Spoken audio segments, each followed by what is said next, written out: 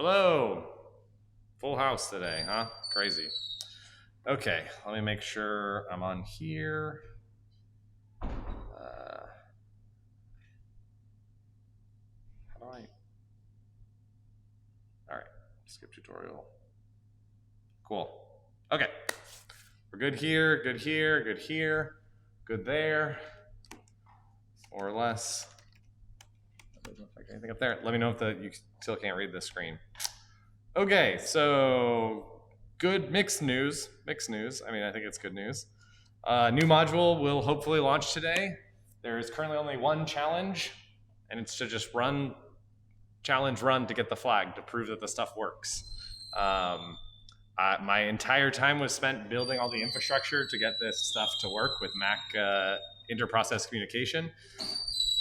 And it literally took up until an hour and a half ago when I fixed all the bugs. I almost even ruined the 365 class earlier today because I was updating the production pwn.college website with my changes, and it slightly broke things where you couldn't start another container. You technically couldn't kill containers. So you could always start one, but not a second one. Anyways, okay, so this will give you access to a Mach instance that we are hosting and running. What we're going to be talking about today and what we're going to get into lecture about and what these modules will eventually be about is inter-process communication. So specifically, like we talked about last week, Mach has very unique IPC mechanisms that other things, oh, there's too much echo. Okay, thanks. I don't know how to, oh, is it just the room is echoey? Just such a good speaker. Let me try, I'll just try deleting this and starting it again. Let's see.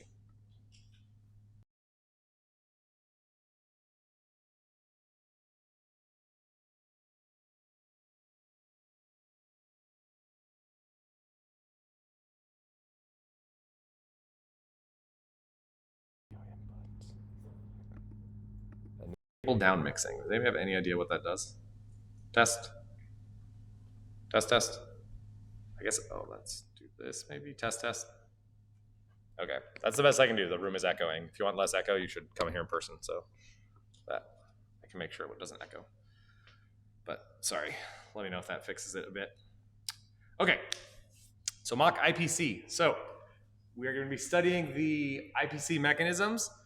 We'll be learning how IPC and ports work today conceptually. We'll also be digging into the kernel to figure out actually how they work on the back end. And then we will be, and then your goal is to solve challenges that require you to actually implement and do these things. Because like I said, this is a very unique style of communication. But this is not going to be your typical pwn.college experience. This will be like pwn.college 466 from 2018. Where there was like a netcat, like SOCAT running, and you had to netcat to a port, and then like all your files got deleted and all kinds of stuff happened. So this is my very first critical note. The machines that you're working on, there is no home directory. Your home directory is gone. It does not exist to this system at all. Maybe at some point that will get implemented, but don't count on it. So for now, you get a fresh directory, and then when that VM goes away, what happens to all of your files?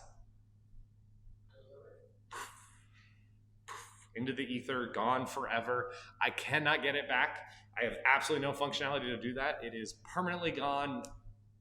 Gone. I don't know how many times I can say that. So you have, I think I set the timer to 4 hours or 2 hours. You should get several notices that the machine's going to shut down. But this means that you like have to save your files and stuff that you're working on locally. Like this is a absolute must. We'll try to see if I can get SCP working. I don't know if that works, but you can do it locally, SCP it. I think rsync should work. We can test that out today to see what works. You can do SSH definitely works. You can do the poor man's cat that we talked about of transferring files. So just like edit the file locally, run the cat command to move it somewhere else, and then go into the terminal to run it or do stuff. Okay. I know it's going to bite somebody, but I just can't. It's like too much stuff. This is like running on physically separate infrastructure from the pwn.college server. It's running on a physical Mac device. So getting all the stuff working with home directories is not. Maybe I just thought of a way to do it, but it's probably not going to happen. So don't consider it. Okay. Okay. That's the really big thing. The other big thing, we kind of went over this before, but there's no workspace, there's no VS Code, there's no others. It's just you have SSH to the thing and you get a terminal. We'll try it in a second to verify that it works. But this is the way that you access it. If you can try clicking on desktop or workspace. I think it will just blow up. Like something will, I don't know. Like it's not implemented. It's not going to work. It's not going to work this semester. I can almost guarantee that. But we'll see. Currently, practice mode doesn't work. I think for this section, you won't even need practice mode at all, but that actually will be much easier. So this is something I do plan on fixing very soon. The other ones are much more fundamental issues of like, if your home directory is multiple gigabytes and the server is located outside of where pwn.college server is, like that would be transferring like gigabytes of files to there. But maybe we can work something out. I don't know. Questions before this? Should you expect things to break and not work? Yes, yes, highly experimental. Okay, as I say this, I hope I click this button and everything works. Otherwise, we're going to have a fun debugging session here, which was my entire day. Okay, the very first one is very easy. Hello world. So, cross our fingers. Click this start button. We should see the friendly loading. Load, load, load. Load, load, load. Load, load, load. Should be only 20-ish seconds is what challenge started. Ignore this thing. This is a lie. This will not work. I'm not even going to attempt to click on them. Then on our machine, we can do things like, oh, that's too small. SSH hacker at pwn.college. Ta-da! So we are running on, this is running Mac OS 12.5 on the Darwin. Yeah, so it's running, I think this is the code we were looking at before. We were specifically looking at 12.5's code. And so this is the specific XNU version that you can check out. We're running on ARM hardware. This is the whole reason why we went through I went through this whole mess is so you actually have an ARM machine so that all of your ARM stuff that you've been doing will be useful and helpful. And you will probably be bit at some point by the crazy, well, I shouldn't say the craziness, but there's been a lot of security features and things added that can make your life difficult. For instance, you may notice if you look and you're used to the normal pwn.college, /challenge is a directory that's in root. On Mac OS, the root of the file system / is not writable. So you cannot create, even if you're root, I can't be sudo here, but even if you're root, you can't have access to this file system. You cannot create any files in here. But there is another mechanism to set up symlinks to other places. So that's why you can see this stuff. These are all symlinked. If I try to cat /flag, I should not be able to cat the flag. If I look at challenge, and so this is the symlink thing, right? If you add / at the end, it resolves the symlink when you do ls. And so now we can see we have run. It's owned by root and wheel. Fun fact I learned while doing this. Wheel is the default group. That's group ID 0. There actually is no root group, which broke some of our scripts that assumed that. So I had to add an alias for wheel to be root. And anyways, but so this means it's owned by root. We have the S on the execution bit, so it's set UID, challenge run. Oh yeah, I meant to update the description, thank you. And then I get the flag. Yay. We can maybe see why. Running object dump, piping it through less. We can see main. Actually, let's do something even easier. Yeah, so there's, it's basically doing an exec VE on bin cat, passing it the flag, so it just does exec VE bin cat to just literally give you the flag. This is the whole thing. This opens at 8. You don't have to race to do this. Oh, speaking of racing, there is, we'll see how this goes, but there definitely is resource constraints like on this system. So it's only so big. And each of these things costs a decent amount of RAM and stuff on that system. I've tested it with like 30. That seems to be fine. Once we get into like 40, things will get weird. And anything beyond that, I don't know, things will just start crashing. So we will do our best and explore together. I don't actually have a limit yet on it, but maybe at some point I will if we need to. Or maybe I'll just, if there's too many people, I'll just randomly kill one of the containers. No, that'd be pretty mean. I wouldn't do that. Mm-hmm. Yes. Yes. And we're not quite at the level yet where we can run on many big machines. So it should be it's pretty responsive. I mean, as you can see, there's a little bit of a latency and delay, but so far it seems to do most of the stuff that you'd want it to do. No, because you won't need them yet. Eventually, it will. Yeah, that's part of like, so maybe we'll keep a list or a collaborative thing with what things people think would be helpful. Yeah, the chat is saying that Jan used to randomly kill instances all the time, which is usually fine, except if all of your data would be lost. I think most of the time, all the data is not lost, therefore you don't want to kill random people's instances.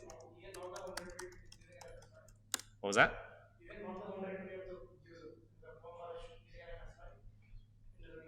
Yeah, no. I mean, theoretically, yes, but the server lives outside of that server rack, and we have a 1 gigabit bandwidth uplink, and so that would start saturating stuff, and it's just not a fun time for anyone.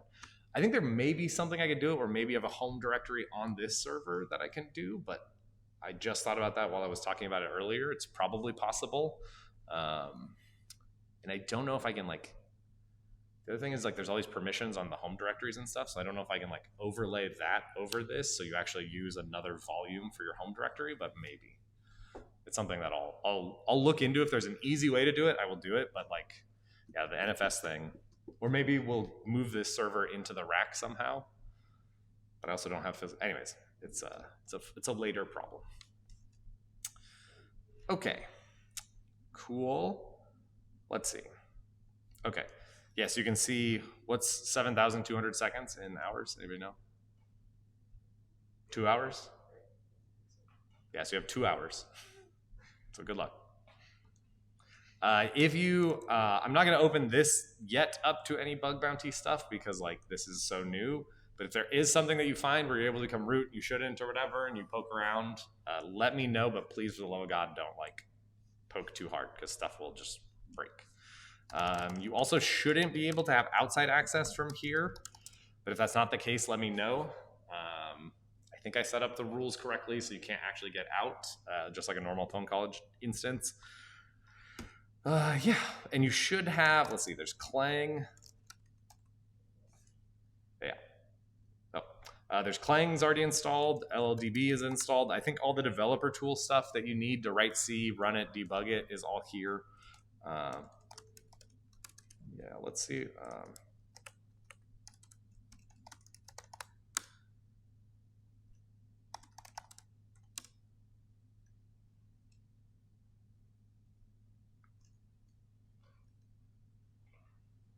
God damn it. Okay. Well, that's fun. Okay. I have to figure out why you can't debug things eventually.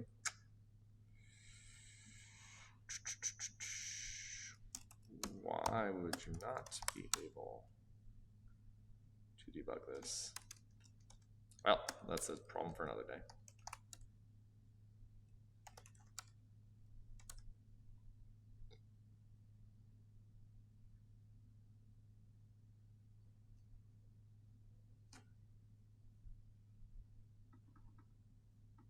The non-interactive debug session cannot get, okay. Well, anyways, we'll figure out how to do this together. Yeah, if there's stuff we need to add or do, let me know, we can do this. Okay, that's great. Okay, more questions about this infrastructure stuff.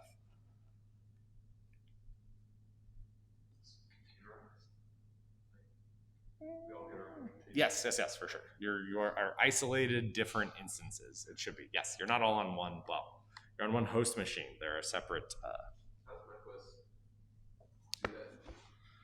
There, it's the same way. It's the same way that how you can run Linux on like UTM or whatever. It has a hypervisor that it runs other stuff in. So you're each running in a thing in the hypervisor. Yeah, I had to build all my own container stuff that it thinks, anyways, the pwn.college infrastructure thinks it's talking to a Docker container, but there's no Docker container there. And it's just running code on this system. I can't say where it lives, but that was gonna be the plan. If we really have infrastructure problems, I have 2 more smaller machines I can spin online, but then I have to write a bunch of code to figure out which one to go to and all this crap, and like I really don't want to do that. So the new ARM CPUs are like 40 something. Yeah, the problem is the memory. You need like at least 4 gigs to run the OS is the minimum requirements. I've tested it with like 3 gigs and 2 gigs. At one time 2 gigs was working, and then it like stopped, and I don't know why, and like the machines wouldn't boot up. And so if it really gets to be a problem, I'll drop it down to 3 gigs. I'm pretty confident that'll work and we'll be okay. But like I don't want it to have the thing where like something spins up and just like we never can talk to it, because that's a bad news. Cool. And I think, let's see, I'm going to be crazy and do something that I haven't done yet. I think if you just click this, will it drop me? What? That shouldn't have happened.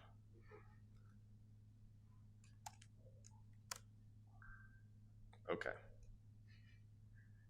Shit, that's weird. I should have killed that VM. Hmm? We'll just pretend it did. Yeah, but then that's bad. That's a significant resource leakage that does not fill me to the brim with confidence. Fuck. And then you see this. Okay. Well.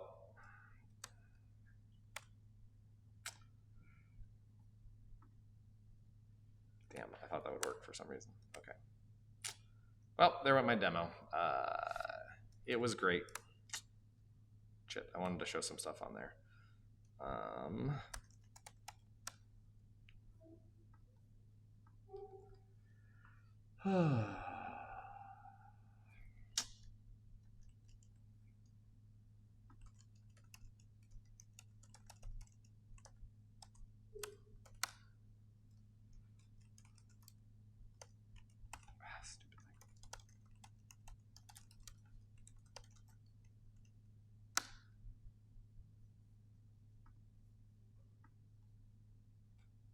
Ta-da.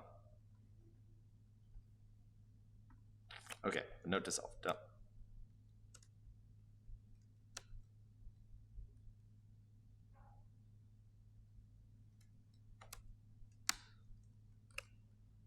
You say connected, but I don't believe you. Huh. Boom, and that run directory is gone. That run file is gone, so you can't do what I just did, hopefully, but because I just manually killed that VM. Okay, cool. At least vaguely kind of works. Okay, more questions on this if you have any.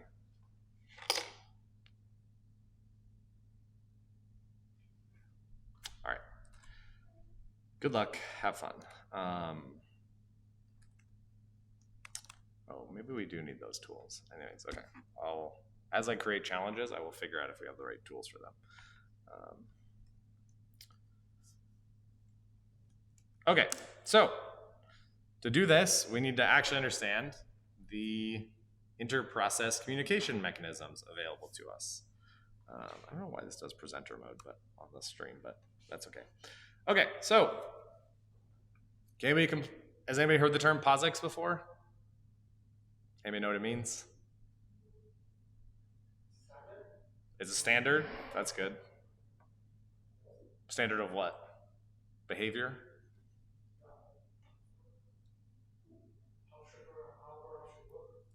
Yeah, how programs should work. I don't know. It's a whole mess and ball of mud.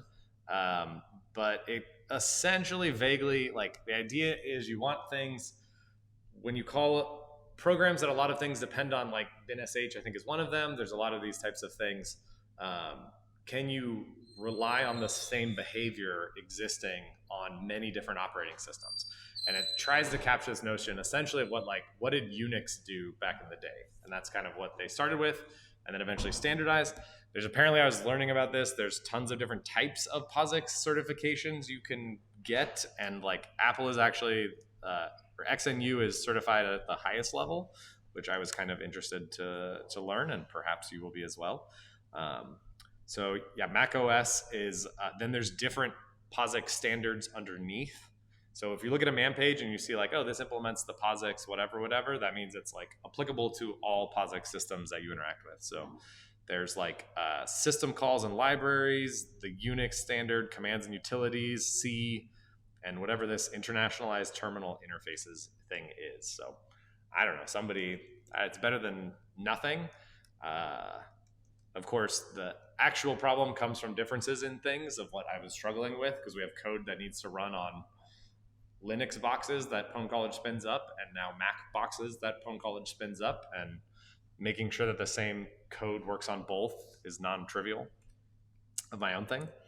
But this is not a rant about POSIX or the fact that I don't really understand what it was before ever looking into this, and that it's a thing. It's apparently a whole standards document that you can read and know exactly what it means for something to be POSIX compliant. But it supports a lot of things that you would expect. So don't be, if you've never used a Mac before or anything like that, you're not so out of your depth. There will be weird cases, like as you saw me debugging a process and being like, I'm not able to just easily debug a process. If you notice, I wasn't shocked that this happened, because you kind of learn to expect when you start deviating from the path and doing weird things like debugging a process. As over time, the operating system has gotten more and more locked down, so that it makes harder for hackers. So this means you get all the inter-process communication mechanisms that exist in the POSIX land. So what are some of these things that you are familiar with? You, the people. Sockets is one. What else? No, somebody else give me one. You can't take all of them. They support the system V IPC stuff, like send message? They technically do, but I think that's outside of POSIX. I think that's System V stuff. I actually don't know if it's included or not. This is why this stuff is all insane. But there are some like message passing things and like System V, which it does support.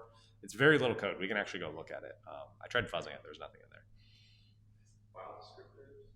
File descriptors? Oh, so the file system? That's like cheating. I'm just kidding. What else? Or it's slow, I would say. Maybe that's the main problem with file descriptors or files. What else?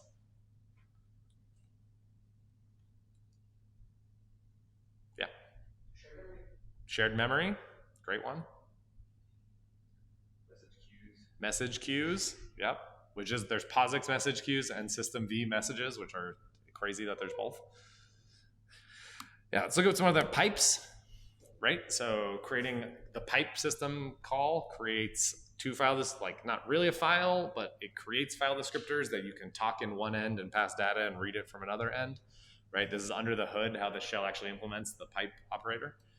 Message queues, like we said, functions MQ open, MQ send, MQ receive, shared memory, semaphores. We didn't talk about this, but you can do semaphores to do signaling between a process, right? You can think of that.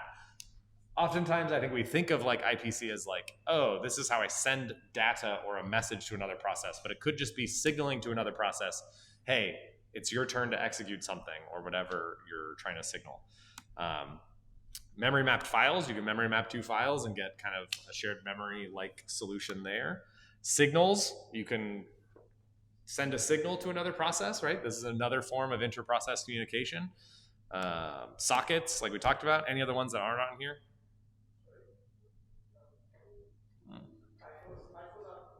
Which one? FIFOs. I don't know if those are POSIX. Actually, I have no idea, but potentially. Memory management, syscalls. Oh, great. Sorry, chat. I did not see you there, but I'll be better. Cool. So yeah, we have all kinds of stuff. Actually, let's look up FIFO.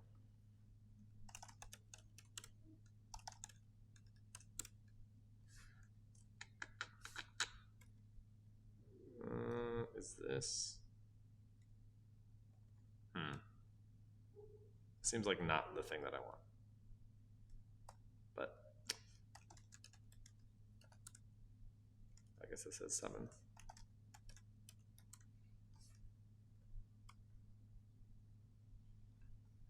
This seems weird. Okay.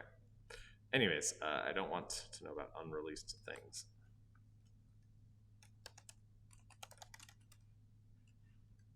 Yeah, is that just the command? To create a... Ah, there we go. Oh, yeah, okay. Yeah, anyways, you have to look up. Is that a... Oh, yep, there we go. So make Vivo, so that is for sure one of these things that should be on there. Cool. Let's look at that. We learned things together. Vivo. Okay. Boom, boom, boom. Now, this gets to now what we've been talking about is Mach IPC.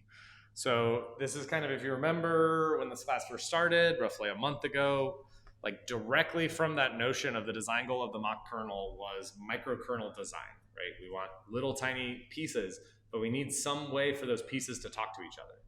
And so that's what they developed this. I'll be completely honest, everything I see says that this is a super efficient message passing mechanism, but I haven't seen anybody explain why it's actually efficient. So we should think about that and look at that. I think I have some idea of ways that you could do it very efficiently. For instance, you can pass a message, or sorry, you can send, anyways, well, I'll get the proper terminology later, but basically you can send something and basically share a region of memory, and as part of that, the operating system makes sure that that memory region is shared between your process and the other process.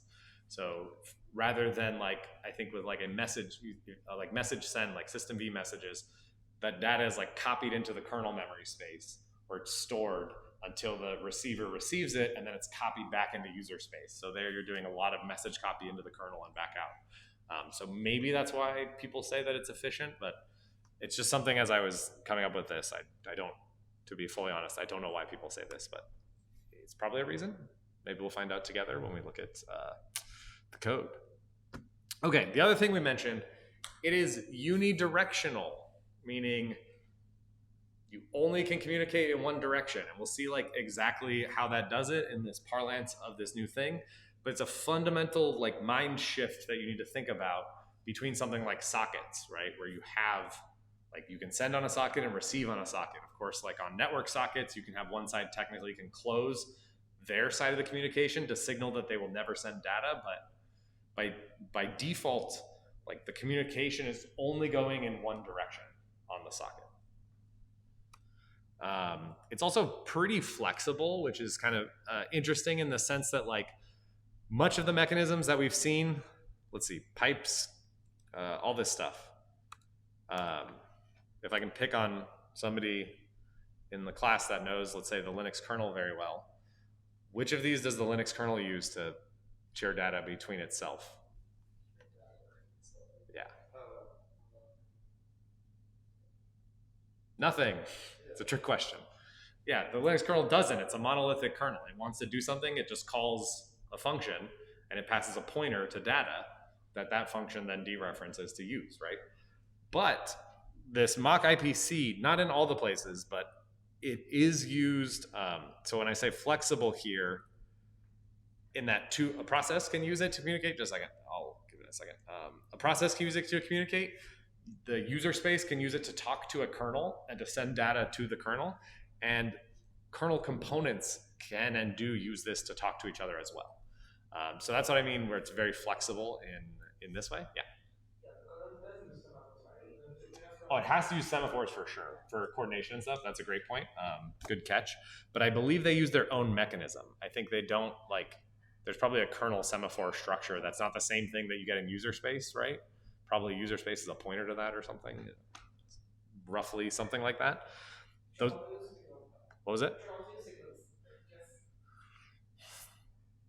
That's interesting. Does the kernel use signals or something like that to deal with threads or tasks or whatever? So you can trigger an interrupt on another process. Interesting. Just kind of a form of signaling. Yeah. Anyways, good. All good points. I think the notion is those are all fundamentally different, right? Like there's a separation in terms of like these are user space semaphores and these are kernel semaphores. And the other thing is that there's, I'll be asking you this, and I want you to be thinking about this as I talk about some of these concepts. What of these are unique to this thing and not the other things? I'm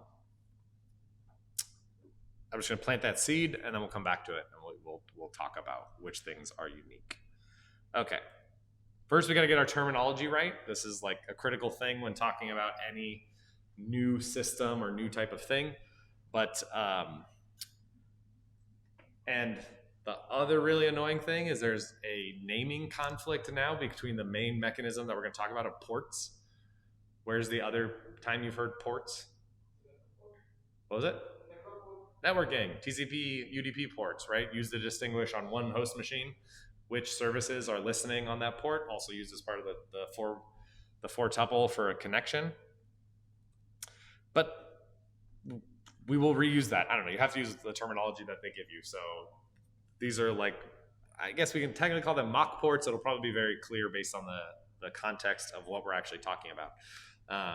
So similar to when you open a file, when you call the open system call on like a Linux, I like using Linux just because I kind of know how it works. So you call open system call, you give it a path. What does it return for you? No, open.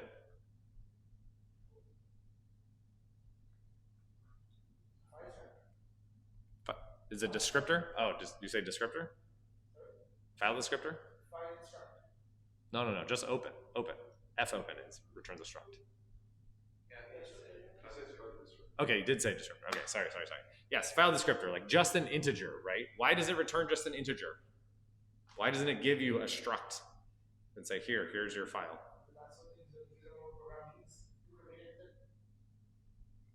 Yeah, but why?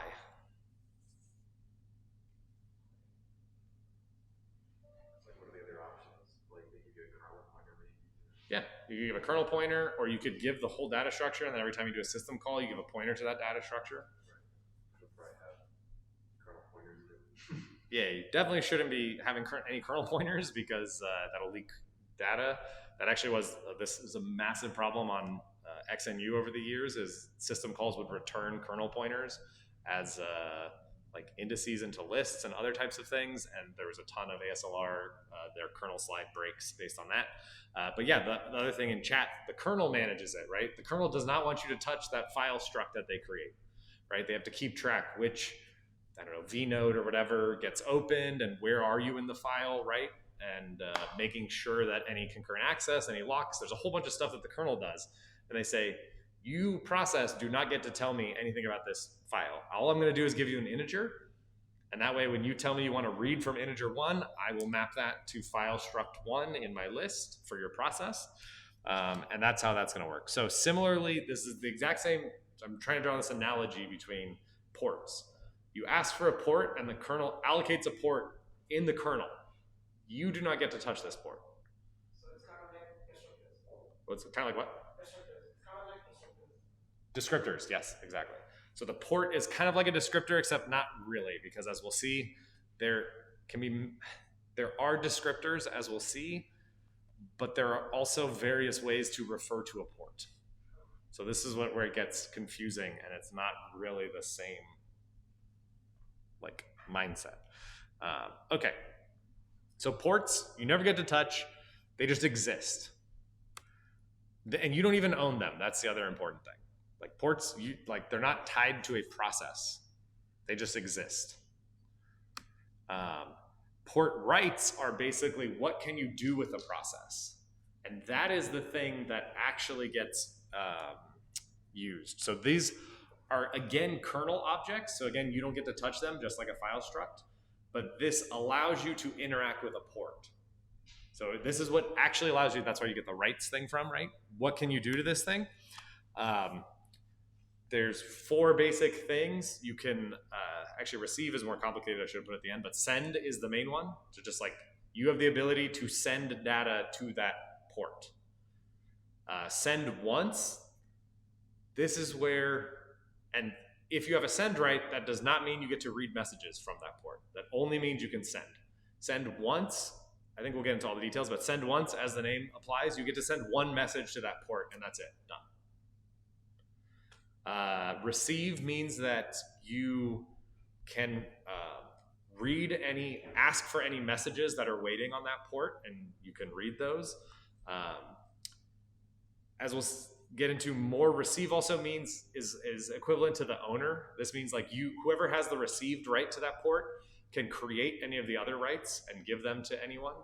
And when the last one, dead name, is when when either the port goes away or the owner of the receive right goes away, then everything turns into a dead name. So send once, all of those become dead names, essentially meaning like there is no port. There's nothing to talk to. All of your operations on that will fail. Good so far? Ready for the quiz at the end? Okay. And finally, we get to the file descriptor thing. Port names. And this is incorrect. This is where this gets very tricky, but okay. So port, why are you beach balling? This is just presenting and streaming.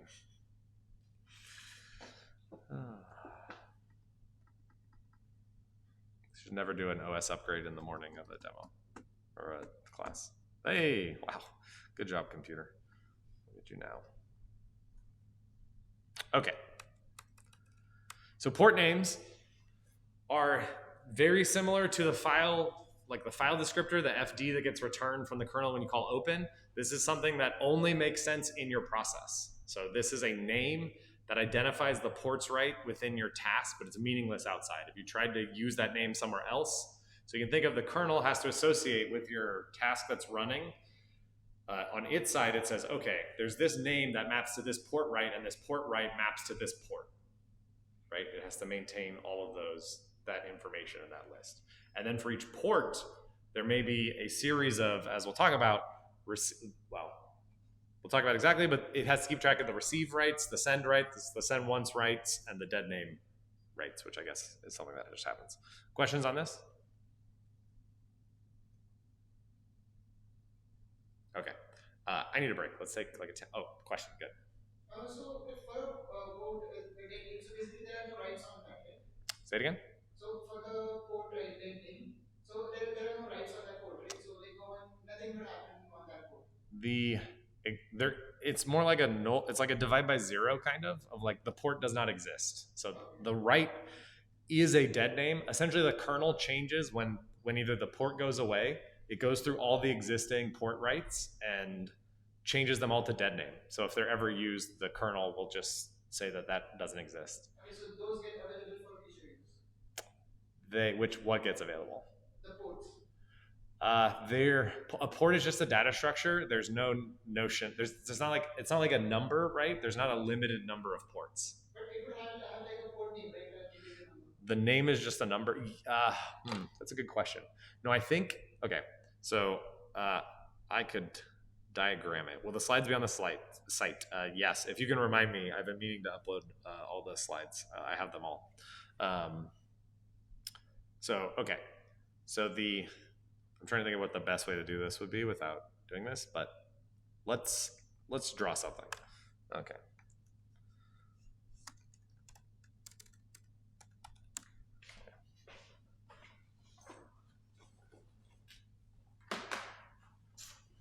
Oh, did I not bring my pencil? Wow, that's embarrassing.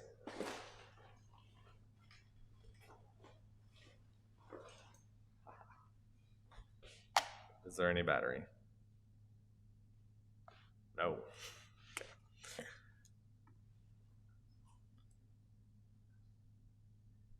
No, not that. Reform. Oh, it still shows me the Twitch chat. Okay. Okay. I'll vamp a little bit. How about this? Since my pen needs to charge, or my pencil, or I don't know, whatever you call this thing. Let's take a 5-minute break, and while the pencil charges, and I can have some water, and you guys can all use the bathroom, and we'll reconvene in 5 minutes. Set a timer for 5 minutes. 5 minutes. Counting down. All right, we're going mute, Twitch.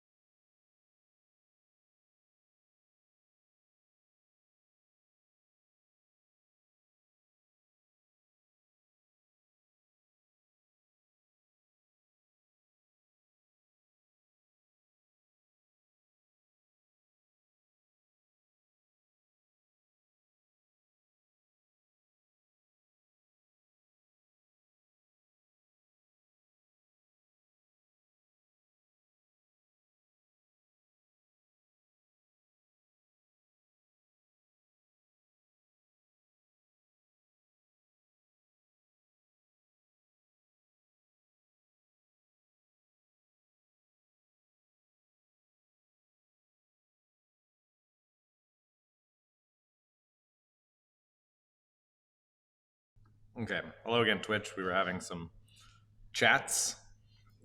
We apparently figured out we need to enable developer mode. Why can I enable developer mode? I'm now worried this is...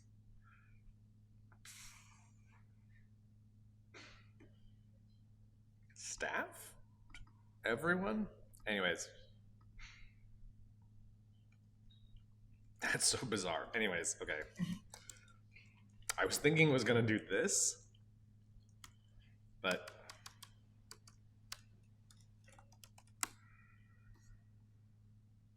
Whoa, this is cool. Okay. Ah, cool. Okay, so this is actually...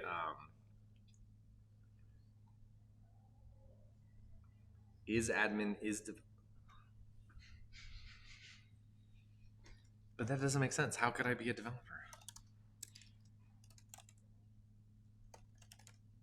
Oh, thank God. Whew. I was very worried that that was just going to work, and I would be very embarrassed.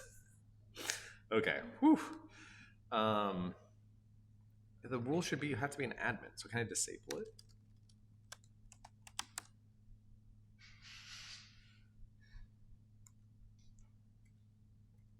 Okay, let's enable it with verbose mode.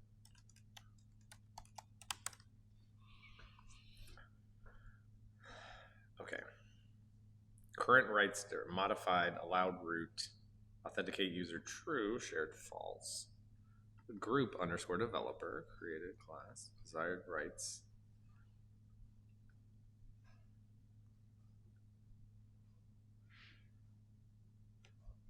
Okay, I have absolutely no idea. Anyways, now we're a developer. We can run this stuff. I'll figure out, if you remind me, I can figure out how to just like run this automatically on the image, and hopefully that'll persist or something. I'll do it on startup. But now, as we mentioned, we can do here. Let me go back to break main, run. Step. Wait, are we not streaming? I think we should be. Why is this not updating?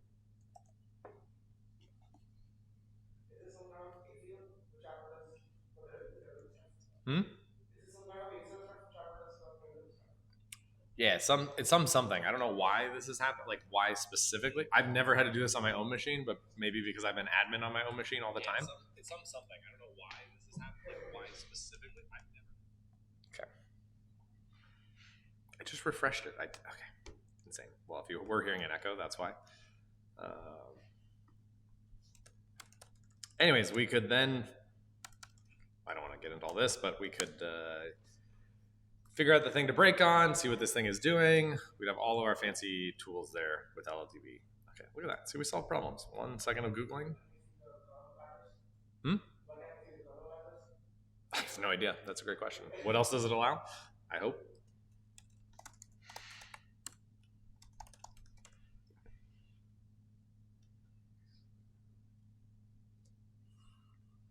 Okay, there we go. Whew. Okay, that doesn't work. That would be very bad. Okay, set UID process does not work. I'm trying to debug one. Great. Okay, so back to the picture. Okay, our 5-minute break is over. Now, follow me.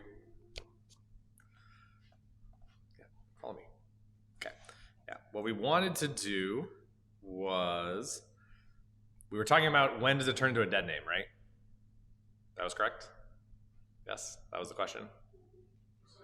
The reason why I started drawing or thinking about drawing was because we wanted to figure out what happens on a dead name, like what actually changes. Yeah. So, okay. So we'll call it our task. We have our task T. It's running in user space, right? We have the kernel. Now the kernel, okay. So that's a bad color. Yeah. I don't know why it's taking forever to update though. It's like I'm using a lot of bandwidth or something.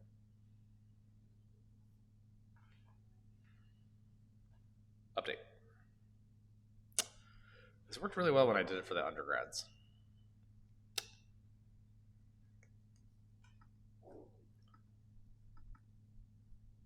See, look, why it should be just Maybe it's because my iPad hasn't upgraded. Okay. Oh, there. You saw it? Okay. So there's some port P in the system, right? And then as that port, so there will be, there has to be some, I'll update this in a second. It's okay. I'm just drawing things and then I will talk in a second. We know there has to be some port write receive, and this needs some pointer there, so there has to be some receive write. There doesn't have to be, but there's probably like a send write, PR.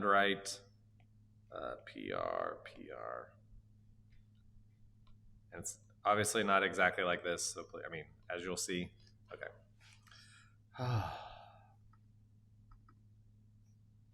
Okay. So there's your port, and they'll have a set, like a series of port writes that are associated with that port. So this one is an R before receive. The other ones are send for S's, right? They exist in the kernel, but until there is actually a port name, let's see how you do with this yellow. The answer is bad because it's bad. Name, and it's just an integer, right? And the integer points to this.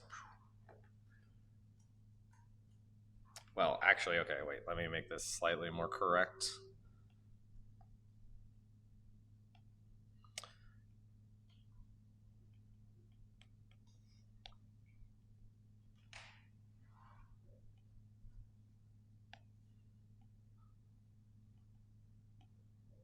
Okay, so that points to there. Cool. Okay, let's update this. Whew, really living in the future. Okay, so your task, so the port name is going to be with the task, right? It only makes sense with the task, it stores in there. Then the kernel is keeping some data structure at the task that says this yellow name maps to this port write. And so that's how it gets the reference for the write. And then it can keep following things to figure out the actual port and everything, right? So when this port goes away, let's say for whatever reason, this port dies, port gone, which you missed my great animation. Port is no longer exists. What the kernel actually does is then goes through and changes each of those writes, each of the port writes to now be a dead name for each of them, DN, DN, DN. And nothing else changes. Because this way, then the kernel doesn't have to go into each task, and it has no mechanism to basically tell the user space process that file, that port name no longer exists. But this is the mechanism that they came up basically to do this. So now when the task T uses this name to try to do something, it'll get an error that tells it that this is a dead name and this doesn't exist. Make sense?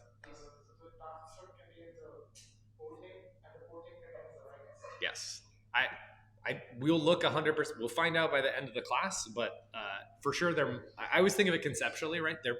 The task struct, there must be some mapping between the name of the task, like the port name that the task knows, and the pointer to the real port write that exists in the kernel.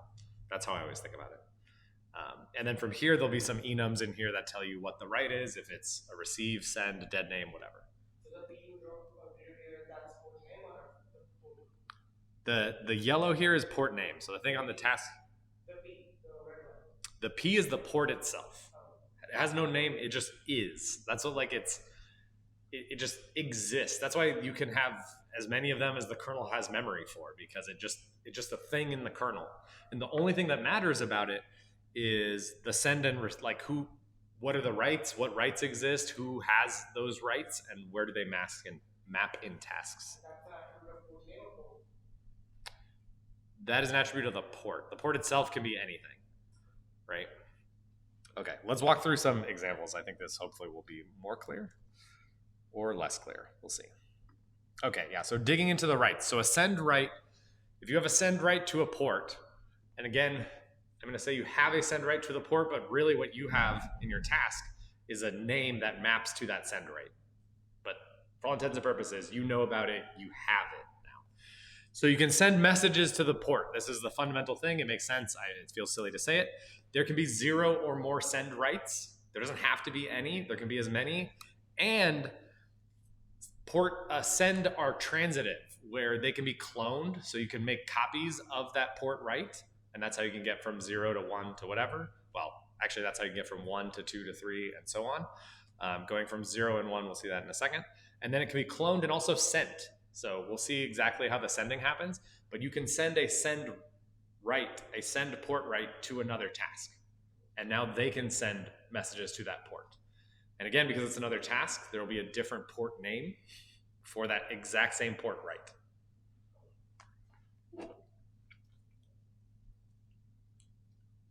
But the kernel knows. The kernel knows all, right? It knows that these things, the different names, that's why I kind of pointed to they will both point eventually to the same port write object, so it's clear that it's the same. Send once. You can send one message to a port. You can be 0 or more. Oh, I didn't put the other thing here. I believe you can, I gotta look it up. Or if somebody can look up. Send once, can you send it? You can either send it or clone it. You can't do both.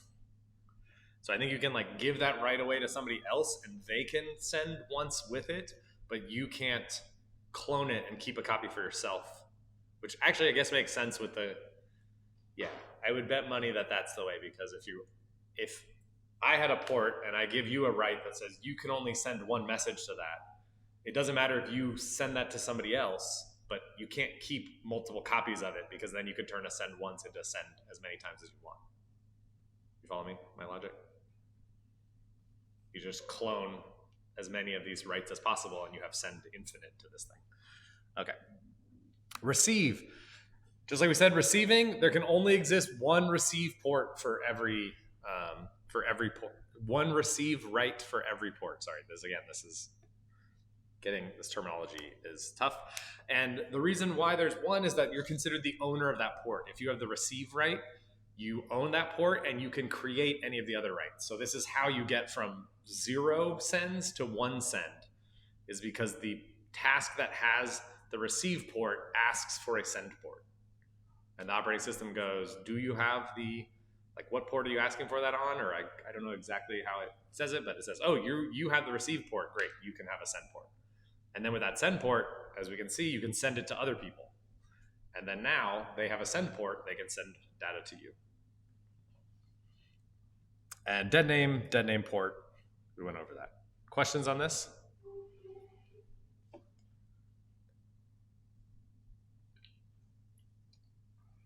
Like I said, it's different, right? So what's, of the things we've seen so far, what's unique compared to other things?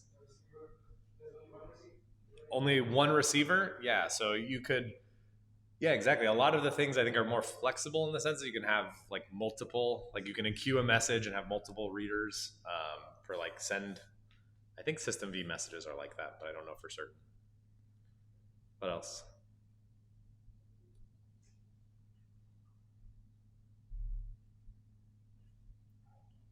Oh, I'm going back to Twitch. The room's failing me. Twitch, save me.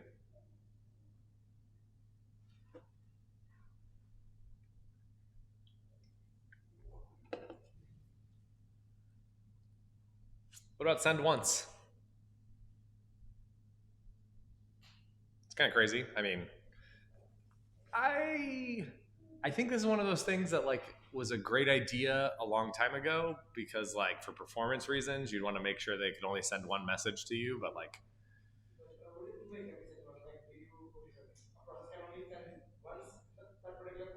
yes, and then that port goes away. It can't be used. Maybe it switches to a dead name. I don't know exactly how it's implemented, but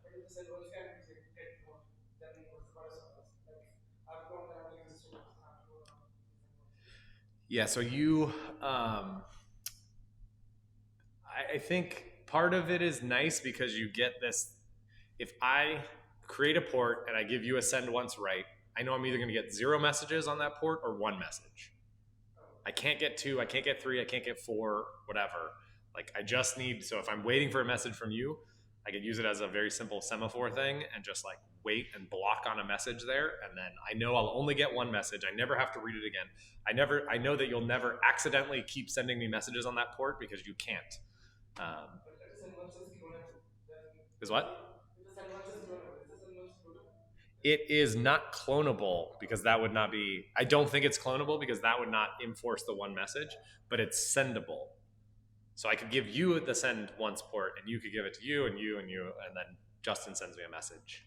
So this is part of it is I don't actually know who's sending me a message. That's what's kind of interesting. There's no authentication or anything. It's just about the ports. Yeah, so that part's interesting. The other one, I mean, this unidirectional thing is really weird. At least me, that's kind of is interesting. And this anonymity kind of thing. You don't quite know who's on the other side of this. Okay. Yeah, as we mentioned, when you send a message, you can attach port rights and send a port right. So why may you want to send a port right to somebody? In a conceptual IPC way.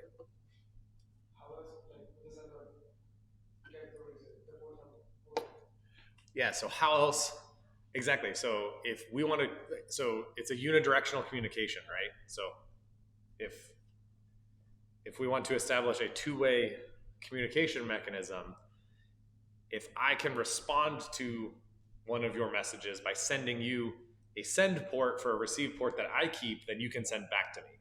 And now we have a two-way communication channel, which is great. So let's look at this. Okay, cool. So we're going to rip some cryptography stuff. We have Alice and Bob. We're going to have a step 0. Assume that Alice has, so when I do send B here, I mean, there's some port B that Alice has the send right to. And then I guess the other step 0 here is that Bob has a receive B right. Why do we need to assume this? Yeah, you have to communicate at all. You need a port, so somebody's got to have a port, and we'll see how this is actually solved in practice. But so if we just assume that Alice has this, then Alice creates some new port, asks the operating system, "I want a port." It says great, and then again when I say like creates a new port, right? The operating system allocates a new port, and then there's a port right called receive that then Alice gets a name for that. And that's the right that she gets is that receive port. Then Alex uses that. So she sends the right send A to port B using send B. So she sends a message using the right send B that we assumed that Alice had, and then sends the right send A to Bob. Does Bob have to read that message? No, Bob can do whatever the heck Bob wants, but assuming this would be a weird way of communicating if Bob just like never responds. So that's kind of annoying. We want to actually establish communication. So Bob then uses receive B, right? Bob is the only process that has that, the only one that can receive messages. So Bob receives the message and also has now the send A right as part of that message. So Bob has receive B and send A, and Alice has receive A and send B. And so now they each have a send and receive, so they have a two-way pipe established, and they can now communicate with each other. Okay, there's definitely missing a step in here. There's probably missing a step between 1 and 2 of Alice asks the operating system for a send right because she has the receive right, but we'll ignore that for now and figure that out. Okay, so how many messages did this occurred here? So I guess what's the state that we're in now at the end of this? Both Alice and Bob have a receive and a send for the other one's port. So we've established a two-way. You can think of this as like the TCP handshake is done, and now they can actually like know that they can communicate and send messages back and forth to each other. But there is no, this is not TCP. I probably shouldn't even have said that because there's no sequence numbers. There's no guarantee that things will go in order. You're just sending messages and receiving messages. Okay, how many messages got sent?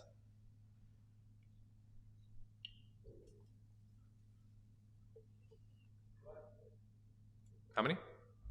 One message, right? Alice had to send a message to Bob. It was a slightly tricky question. Do you count the operating system calls? But let's say no, we just want, like, we're looking at communication, right? So like Alice does stuff and then sends one message to Bob, and then boom, they have a thing. So we're already cheating ahead, chat, to the next thing. So what are the problems with this? Seems great. Seems super easy. How do they both get how does that initial communication get established? Yeah, what's the initial communication that has to get established? What is it? Like, what specifically has to happen? They both need to have, well, there needs to be a port right that's, or a port that's shared. They need port rights for the same port. Yeah, they need, so the thing that has to happen is there has to already exist a port, some port B, where Bob has the receive right to that port and Alice has the send right to that port. Yeah, so that's right. So there needs to be a port that exists and two rights that exist, one in Alice and one in Bob. Okay. Yeah. So, and like I said, ports are not numbers, right? TCP UDP solves this by having numbers. That's how you know what thing to talk to. But there is none of that. So you're a smart computer scientist in a grad course. Solve it. How did you solve that?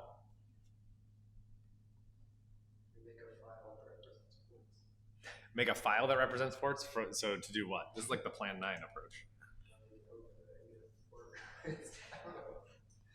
Yeah, but now you're doing file system stuff. No, it's not. These are fundamentally not files. This is what I'm trying to drive home. It's a completely separate system and way of thinking about things. What was it? Hash table? How does that help? How does that help? Or how would you, can you describe it more?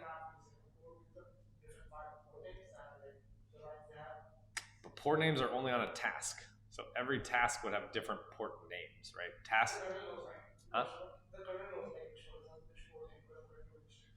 Yeah, but how do I know? So how would Bob know Alice's port name?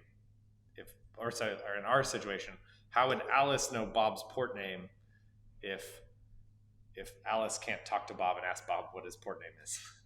Because they can't establish any communication.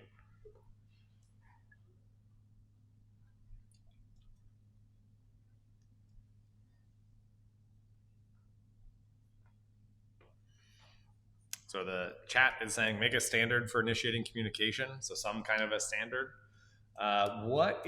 So I think there's a similar analogy with public key infrastructure, right? You have this problem with public and private keys where, sure, we can do all this crypto and exchange, but like fundamentally, we have to share public keys so that I know that you actually own this public key and it's not somebody else trying to trick me, and associate that public key with actually you. So how does like public key crypto solve this problem?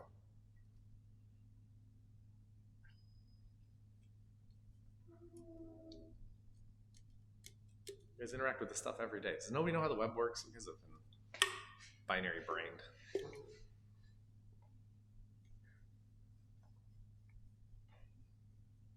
Anybody ever get an SSL certificate? HTTPS certificate? Yeah? You raised it, shaking your head. What'd you have to do? So basically you send a certificate. First you connect to the server sends you a certificate, you validate it, and then you send your private key. What server? Because you're running a web server.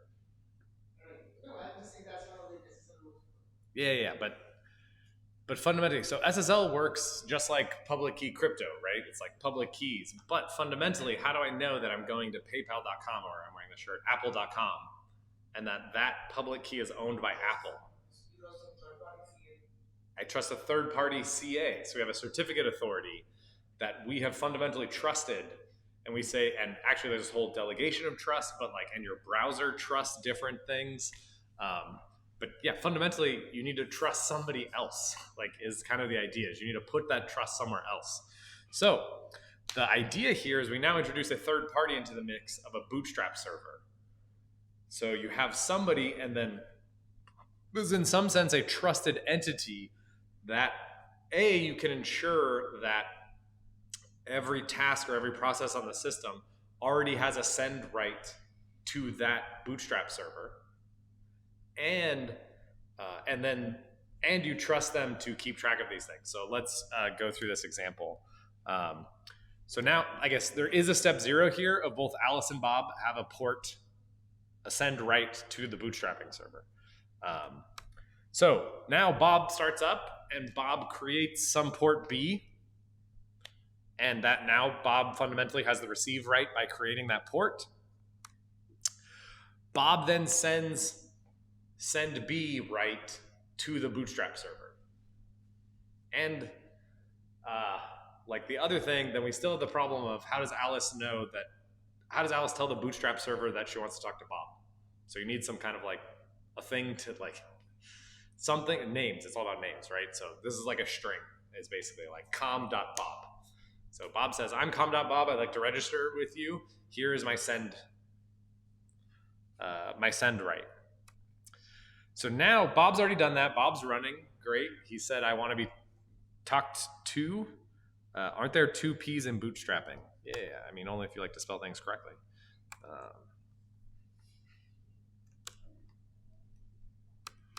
Okay, and then I was just kidding, but thank you. So now Alice wants to talk to Bob. So now Alice creates a new port. We'll say it's A. Alice gets receive A. Alice now has to ask the bootstrap server for Bob's port. It says, I want to talk to com.bob. The bootstrap server looks up. Do I know anybody by the name of com.bob?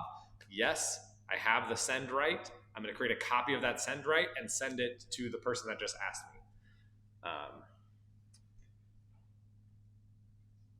So then Alice gets back send B.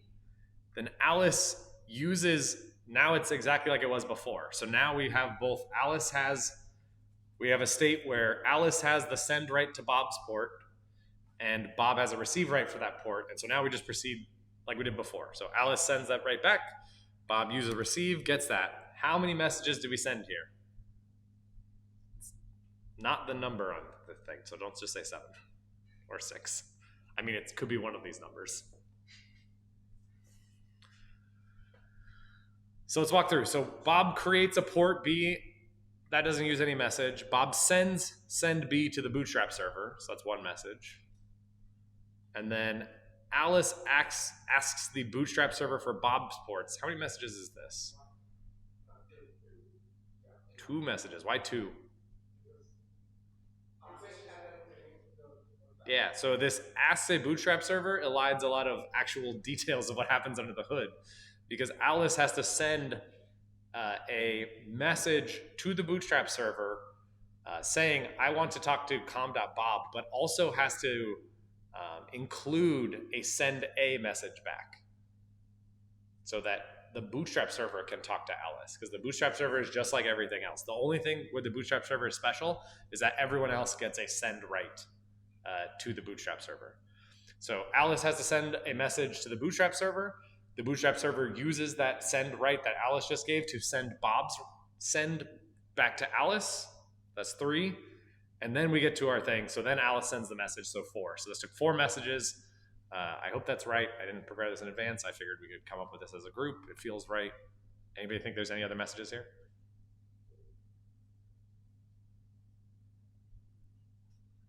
I think that's correct. Okay. So problem solved? You're security people. Every time I stand up here and talk about something, you don't think like, how can I hack this?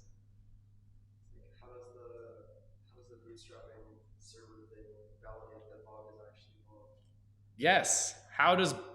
Because if you wanted to impersonate Bob, what would you do? Just say I'm com.bob. I'm com.bob. Yeah, exactly. That's the key problem with this formulation is, now you're into the situation where now there's a race condition. So potentially you could say, well, depending on how, you do have system boot and you can maybe guarantee that certain things were running. So you could say, well, as long as you're talking to, not Bob, but if you're talking to com.apple.important service, and that is part of the boot process, and one of the first things that boots up, so no other thing is going to go in there and sneak the thing. I don't know. Is that secure? As long as it doesn't restart, right? Because then you have that process. Now any process crash, now you're able to impersonate that server. And if it's like, I mean, some of these system services do things like validate, like actually those checks that we should have seen of like, can the user do dev mode? Or is the user allowed to execute this file? Or can they modify, I don't know, there's a lot of checks that actually happen in a different task. I think like Mach is one of them. That happen through this IPC process. So if you could kill them and then like send data to them to get them to crash and then start up and take their spot. Now everyone's talking to you and you just say, yes, everything's allowed. That task is allowed, that thing is allowed. And so that's how you can like hijack important system services. So that end it is critical because then it causes any crash to then be turned into like a bad compromise. And you want to not worry too much about crashes because crashes happen, right? But compromise is bad. I mean, not like coming to an agreement, but system compromise. Okay, so then how do we fix it? So we just decided on,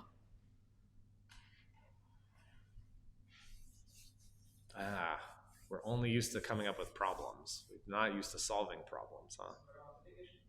What was that?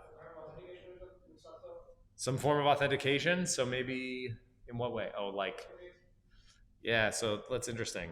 I guess, and maybe as part of the message where Bob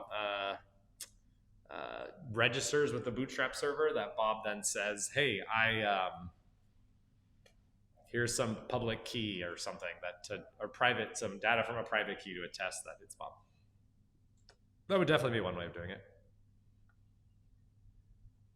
It makes this bootstrapping server more complicated, which would be a downside. Any other ideas? That's a good idea, though. I like that one. Although you'd still, I guess the problem there is you'd have to, I mean, essentially to do that, you have to essentially pre-register, right? I think that's the key problem because how could Bob prove, right? Still the Bootstrap server needs to tie something to Bob, right? And then check if somebody's doing it again, is this actually Bob? So the key idea is, what if we get rid of these first two steps? Could we do something with pre-registration without doing these steps?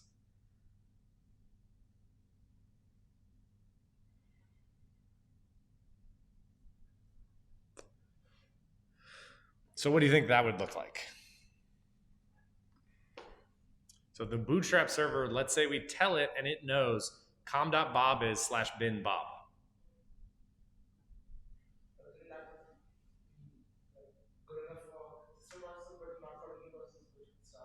Yeah, so exactly. So then this would be like for trusted system processes that you want to make sure you maintain the security of. Exactly.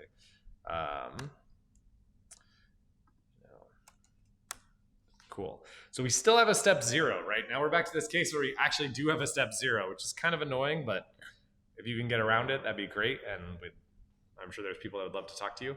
So some admin has to specify that com.bob max to bin bob, right? Some process. That has to be pre-registered. Now the cool thing is Bob doesn't even need to run. So you also get performance benefits. If nobody wants to talk to Bob, why does Bob need to run? Kind of cool. So then Alice then creates her new port A. Alice then asks the Bootstrap server for Bob's port. Now at this point, the Bootstrap server would have to look if Bob was already running. It would be exactly like we saw before. But if Bob is not running, then the Bootstrap server can run Bob. And like it tries to look if it already knows a PID for bin Bob that should be running. Otherwise, it runs it and then creates B. And now the Bootstrap server has received B. And then Bob has to now, we have a new step where Bob has to check in as soon as he starts with the Bootstrap server. Because Bob needs that receive port. And we need to make sure that this receive port is only through trusted entities, right? So only goes from the Bootstrap server to Bob. So that's Bob checking in. Then when Bob checks in, the Bootstrap server then sends, makes a copy or makes a write send B for itself, and then sends Bob receive B. So right, you can't make a copy of a receive because you can't have more than one owner, or there's only one receive ever, but we can send it to somebody else. So now we're sending receive to Bob by keeping B, and now we're in the same state that we were in before. So Bob's running, Bob has the receive right of B, the Bootstrap server has a send B, and then we can, Bob gets that receive B, the Bootstrap sends send B to Alice, and then Alice uses that, and then we set things up exactly as before. How many messages here?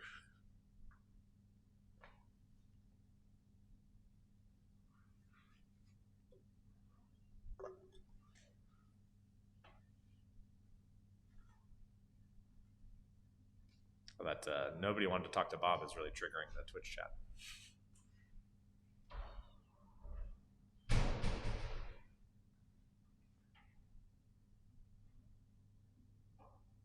Do we want to go through it together? Somebody want to?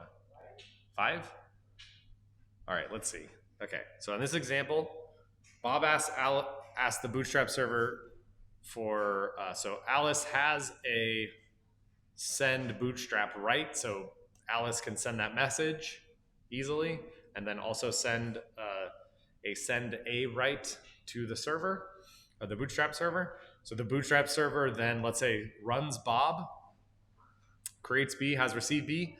Bob checks in with the Bootstrap server again, right? All this has to happen over the same communication mechanism. So I think there's a function to do the check-in, but I think that underneath the hood, it's calling these messages, maybe, but that could be, but let's assume. So Bob checks in. So Bob has to send a message to the Bootstrap server.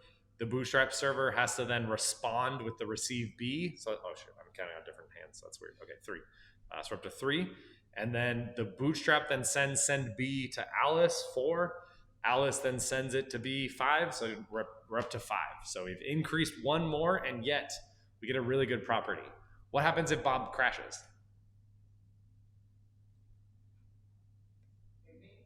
What was it? Yes, but what happens with the next time somebody wants to talk to Bob, like the Bootstrap server?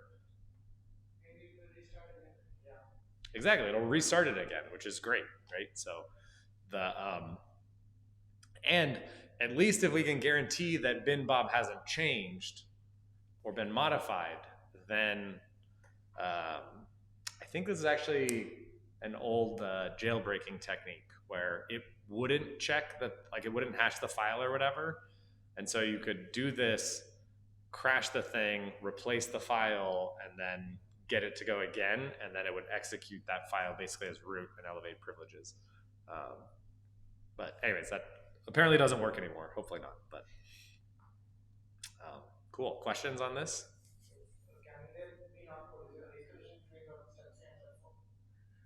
Can there be race conditions between step 3 and step 4? It's a good question, but we should look at the mechanism. There shouldn't be for it to be secure, is my understanding. Yeah, the question is, how would you do that? That's the part I don't know. You can, yeah, I'm not 100% sure on that.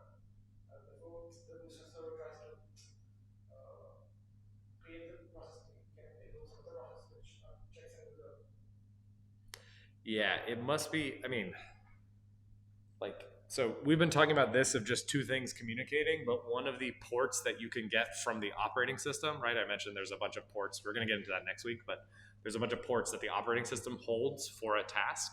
And those are things like debugging abilities or where to send crashes and seg faults. So you can actually have a different task or a different process that handles your processes or your tasks exceptions and can debug you and stuff. So it's kind of crazy. Like that's what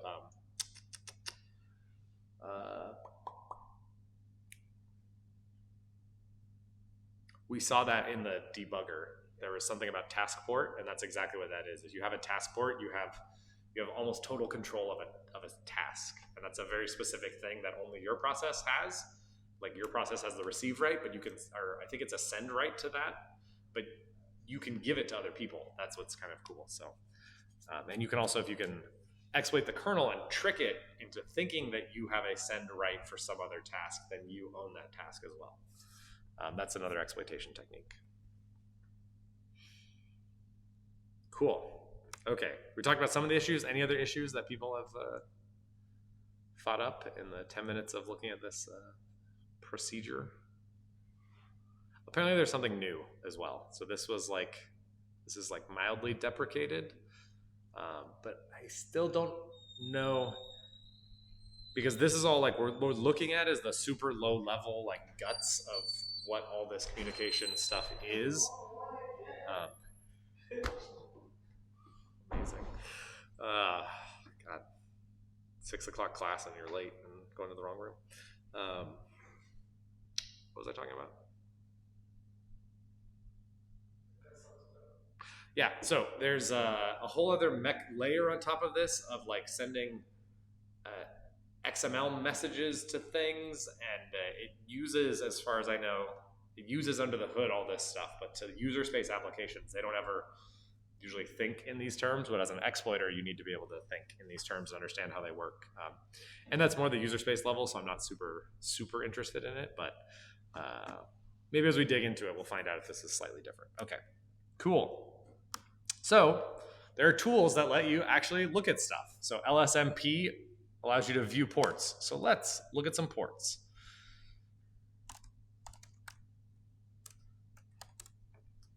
Yeah, okay.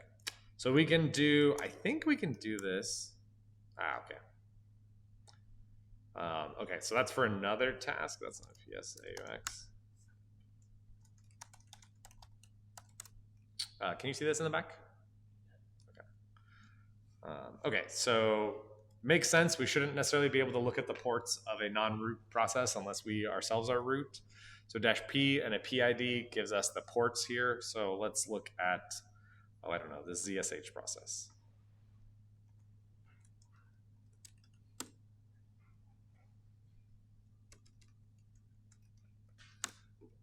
Well, that's annoying. Go to any other tasks? Looks like you're gonna need to get practice mode earlier than I thought. Okay. Well, that's fine. We'll just play on my machine for now.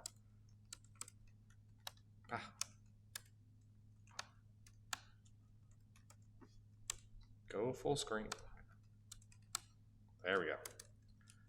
LSMP we said, -P1. This isn't gonna show anything sensitive, right? All right, so actually we should have looked at this. I've been hiding it from you.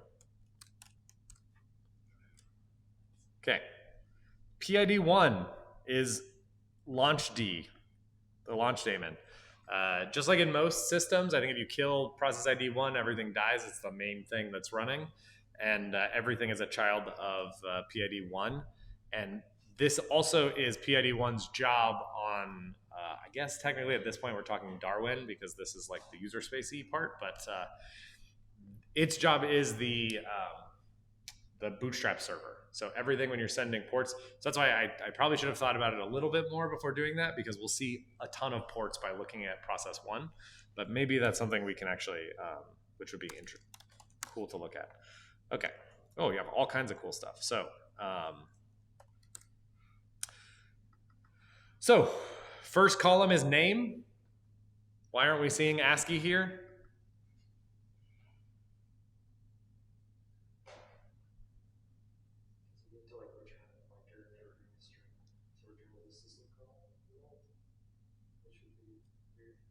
They are, yes, so they are just like file descriptors. It's just a number, so it's not even a pointer, nothing. That's why like the name thing is super annoying, because it's literally a descriptor. Like it should be, they should have called it a port descriptor, I think would have been a better term for it, because it confused me for the longest time. I'm like, I don't see any names, this is stupid.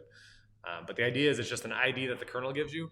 There is some format to it. I think it's something like, you can see here the first, what is this, 24 bits? So it's a 32-bit number. The first 24 bits, the upper 24 bits are like an incrementing number, 6, 7, 8, 9, A, B. And then the last 3 are some tags that define something. I don't remember, but there actually is some semantics here. But of course, you want it has to be unique. Let's see, IPC object. So double check what this is. It looks like pointer-y to me, but this may identify the port somehow. So this may be a port identifier or something like that, or a port right identifier, but that doesn't seem right. But we can see that we have the send once right. So we actually do see the send once usage here. So this is the right, send, receive, receive and send, all kinds of stuff. Flags, whatever boost is, I have no idea. Rex, receive, send. This may be the amount of times that it was sent on there. So you can get stats of like, which if you're doing like hardcore reversing and you really want to figure this stuff out, you can like send messages and then figure out which one's receiving it or which one's sending it if you're trying to connect those dots. Queue limit, message count. I think this would be on a receive. How many is waiting on the in the queue for it to get? I have no idea. I can't remember what context is. Yeah, context is this big one. I think it's a user. I think it's user settable, so you can associate some context with a port and an identifier and the type. I'm not really sure exactly what's in this one. Oh, like this, I guess, type. Yeah, so this is task control. So I think this is what I mentioned was like the debug thing of like if you can have the task control right. But let's look at something that's not as crazy.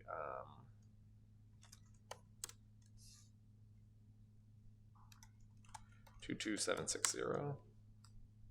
So we can see even something as simple as cat is using this stuff. This is what's pretty interesting about this. So we have some thread control, task control, some receive ports,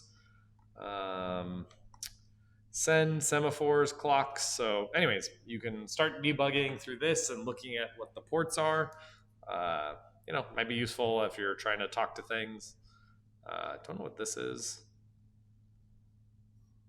And I'm sure you can go crazy digging into exactly what these flags are and everything like that. Cool. Okay, that's how you view things. All right. Oh yeah, cool. We don't. Do we need to go? This is driving me insane. Okay. I wonder if I'm running any VMs on here. Is this why? Anyways, you just saw this already. Messages have a header, a body, and a trailer that the user can't set when you send messages. So these are the actual things that get sent as part of the ports. Let's look, but before we look at them, there's a really important thing. So a normal message is just like a system V send get. You just like here's a chunk of data and the size, and then you send that, and then you receive that same stuff back. But as we know, we already saw an example of a complex message. What's something that's complex that's not sending data?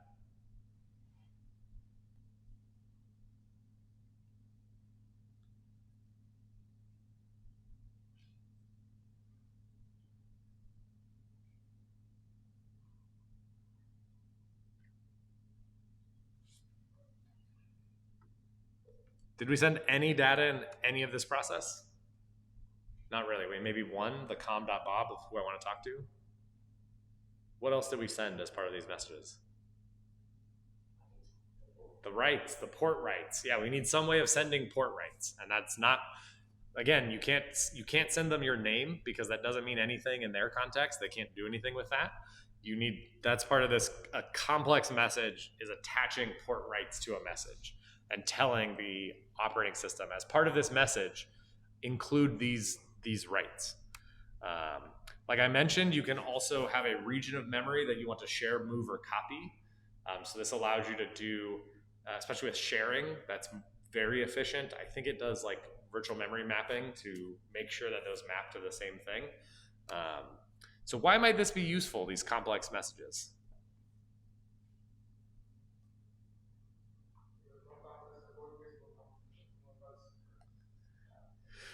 Not quite. So you're thinking of it in terms of like there's bugs in this code because it's complex. I definitely agree. The tricky thing is this is like core, really core code, and it's been definitely well tested. There probably still are some bugs. I'm sure you could shake out something. And probably in like the error paths would be my guess, is there's something weird there. So if you do a complex message with a copy, what does the kernel need to do? Not parse. You definitely don't want the kernel to parse anything.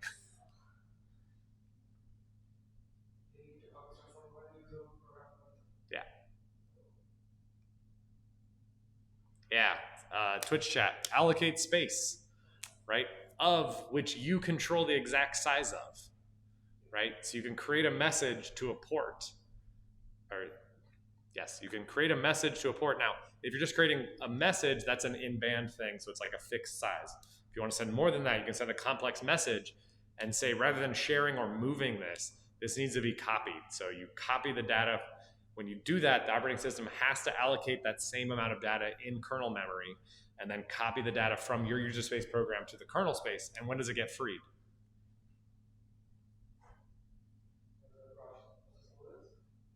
It definitely will get freed when it closes. Well, no, it actually won't get freed. It'll get freed when some process closes, but what process?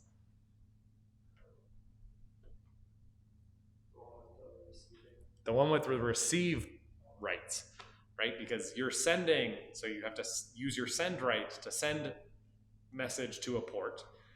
And then if you set the complex message with a copy, the kernel must allocate that data structure for you somewhere. And then it's waiting for that process with the send, with the task with the send, sorry, with the receive right to call receive to receive that message.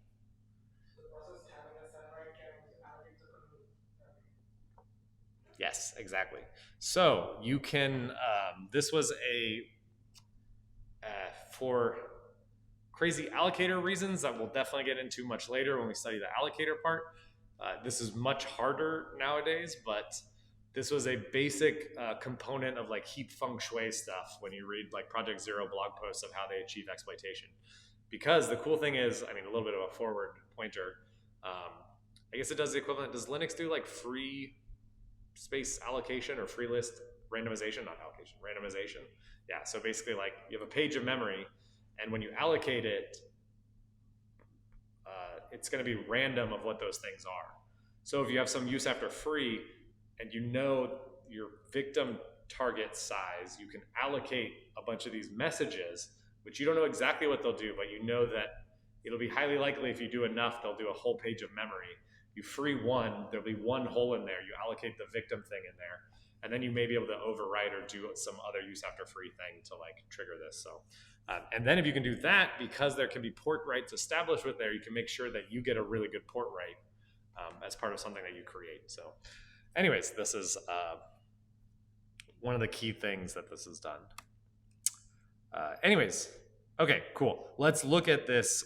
That's where we're going.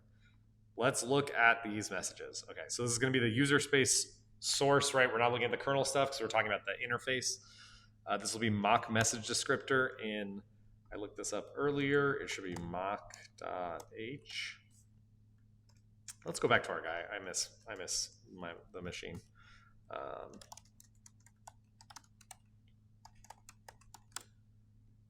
Yeah, cool. Okay.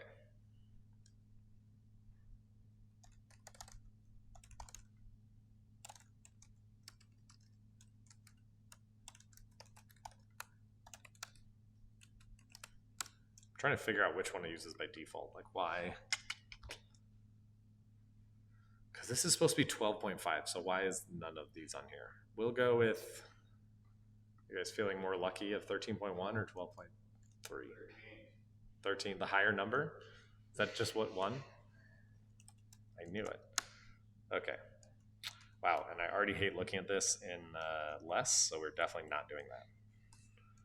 All right, that we'll give Rob the higher number here.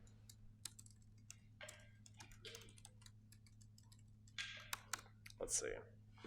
Okay, so macOS 14 SDK, 14.4, and that's library developer command line tools.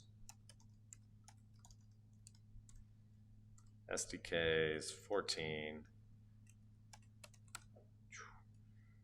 User, is it lib? User include Mach.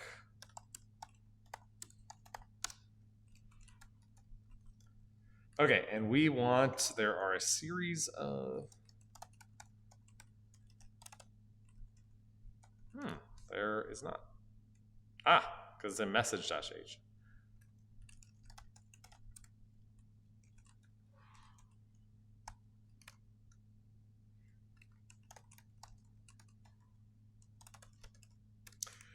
Cool. And this is, again, another place where, like,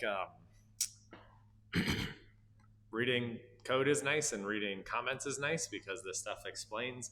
Again, you always have to be careful with the fact that the comments are actually, like, real, but at some point somebody thought they were real and useful. So every message starts with a message header. Following the header, if the message is complex, we already know what complex messages are. That's why we talked about that. Are a count of type descriptors and the type descriptors themselves. The size of the message must be specified in bytes and includes the message header, descriptor count, descriptors, and inline data. So inline data would be, I believe, for non... Oh, can you guys read this? Or is this font all screwed? It's impossible to read? Yeah. Oh, how do I change my color scheme? You're gonna make me look at my .emacs file.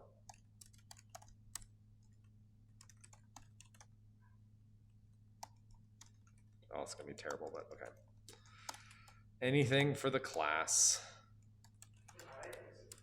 I can hide what? Oh, highlight. Yeah, but then you can't read ahead. Then you're only reading with me. But it's a good idea. Let's see if this works, and then better or worse? Worse. Did you guys like calm forests?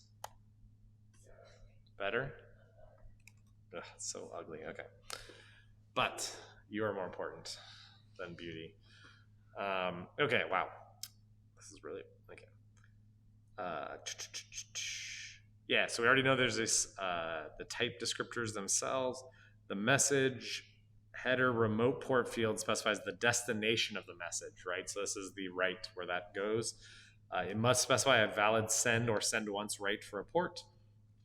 The message header local port field specifies a reply port.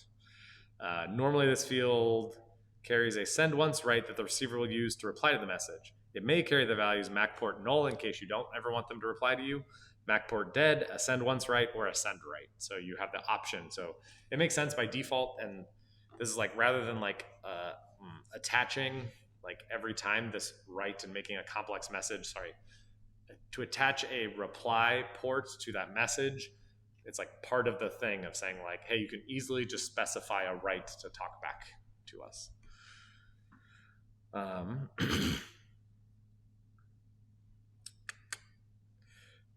These vouchers, I have absolutely no idea. This is like a whole subsystem that I never looked at, but it's important enough to go into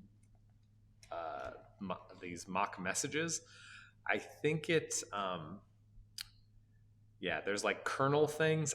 I think it's like a capability-ish style system where you can get like rights to some kernel ports, but not all. So that way, just like the capability system on Linux, you can give somebody access for like raw sockets as root, but no other root capabilities. I think that's kind of how that's done. Okay. Message ID header, it normally carries information. I'm gonna have to change this immediately after I get back. This is how people go crazy. Okay. So we have integers here. Okay. We can see, what are these? Different types. So Mach message type, receive, send once, send once, receive, send once. I don't know what dispose is. It's interesting. But we do have, so we, just like I said, I think these were for the complex things. So we have moves, copies. But let's see. Physical copy, virtual copy, allocate, overwrite, a kernel only thing. So if you see this if def of like if def Mach kernel, this should be only usable by the kernel. I don't know why it's actually, usually some of this stuff gets stripped out because you don't care if you don't want user space to necessarily rely on them. Okay, guard flags. I also don't know exactly what guard flags do. Am I just scrolling this thing, or we're gonna get to a type? Okay, good. Okay, and then now we have Mach descriptor type T's. So we have a port descriptor, UUL. So this is out of line. So like the opposite of inline. So think of when we just read that of like inline data and out of line data. So we have a port descriptor, an out of line descriptor, an out of line ports descriptor, an out of line volatile descriptor, and a guarded port descriptor. I vaguely know what these three are. Okay. And now we get to our nice thing of the types. Okay, so we have padding. It's so weird that they don't give these names. So I think this is like anyways, I don't want to get into this thing. The book goes into these whole details of why this is, but the type is, this is a bit structure, right? So has anybody not seen this syntax in a struct before? Has not seen it? Okay, that was the question. So the colon here means you want to bit pack this. So this tells the compiler, I think it's the upper 24, but I'm not 100% certain, but I want 24 bits to store this data and then 8 bits for this. And so if you add those up, they should be 32 bits. So that will be the 32 bits that are in there. And compilers should, it must be some kind of a standard of where they do it. But anyways, this actually saves you from doing bit twiddling operations, which is very nice when you're actually coding. So you don't need to take data out of an int and then mask it and then move it around. The compiler does all that stuff for you. Okay. So we have the type descriptor. What we're trying to look for message descriptor. Okay. So this is what types look like. This is what ports look like. So ports, as we know, and this is again user space, right? So this is the user space data, has some size, or sorry, a name, which we know. So we actually did look this up. What's the Mach port T type? What is it? Where is it?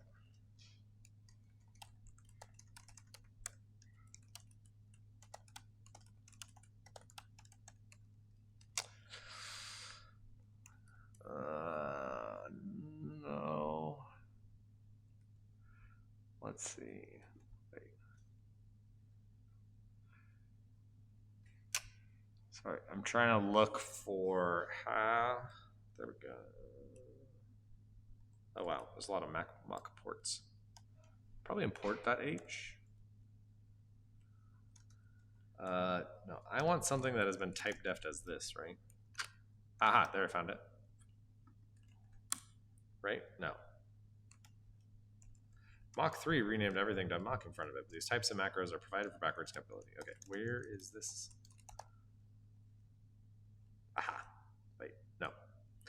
Sys underscore types underscore Mach port.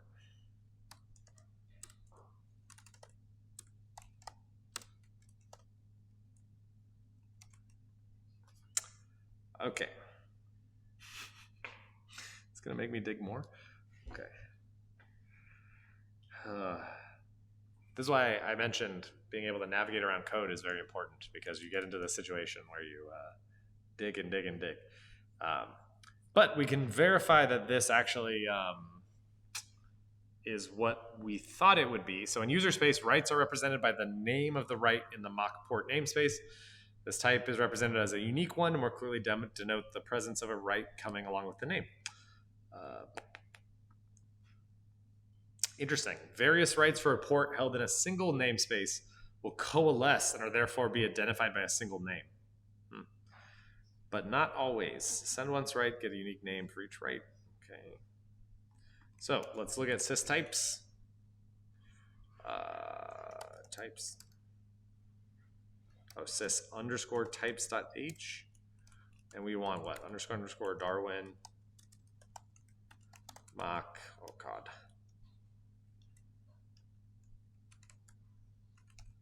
Okay. Are we going to keep doing this? Do you guys want to keep doing this? Should we figure out what a Darwin natural T is? I'm guaranteeing it's a 32-bit int because we saw that, right? I thought this was actually lead fruit, but it did not. Okay.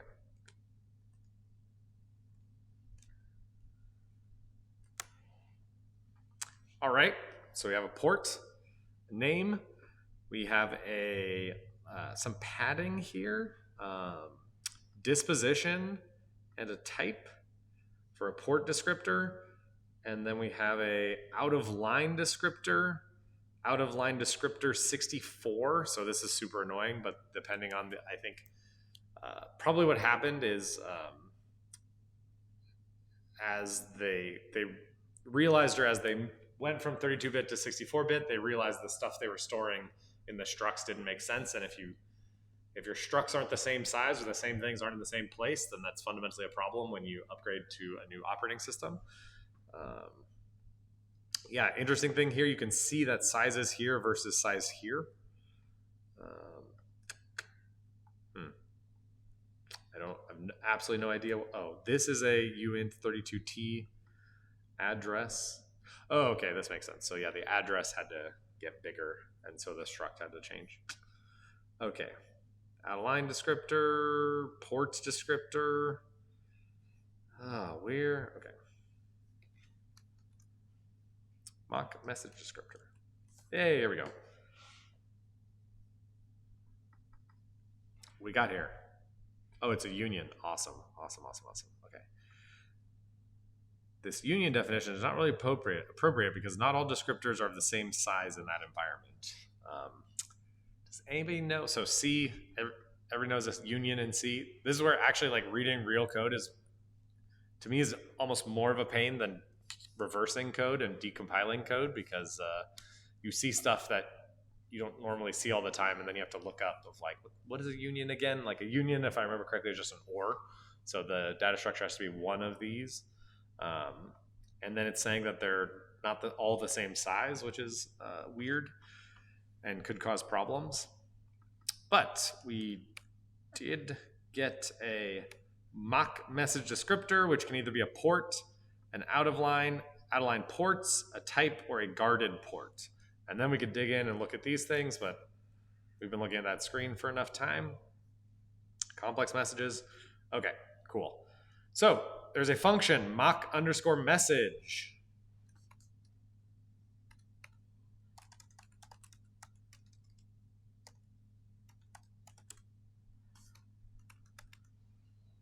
Well, that's not super exciting.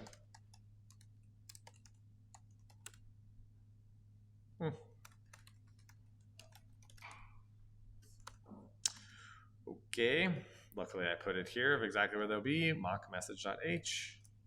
Ah, we are here. Let's see, and we wanted, what was the name of that? Mach.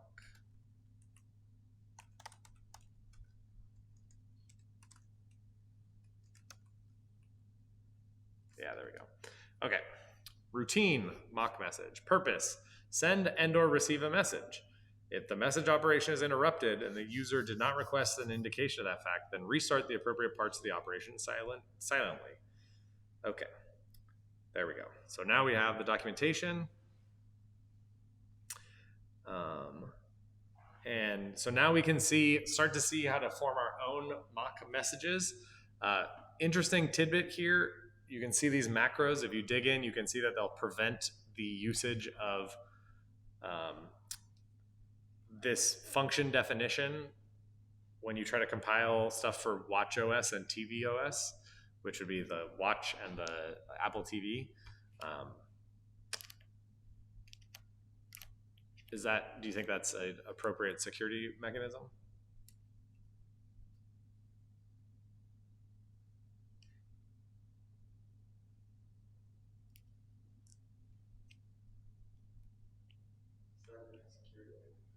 Yeah, no, because you can just literally like delete these from your header file and it will work just fine. And fundamentally, you know it has to work just fine because every single process does these mock communications, right? Every process like on the system does this. So you can't prevent people from doing this. My guess is that at least watchOS is like the most resource constrained of all of the things. And maybe tvOS also needs, it probably has more real-time requirements. So they don't want user space programs to just arbitrarily send messages. And maybe, I don't know. That's my guess, but so it's probably more of a perf thing than a security thing because it fundamentally can't be a security thing. Okay, so we can see that to send a mock message, we need to pass in a pointer to a mock message header. We can pass in options, a send size, a receive name, a timeout, and a notify. Okay. Where and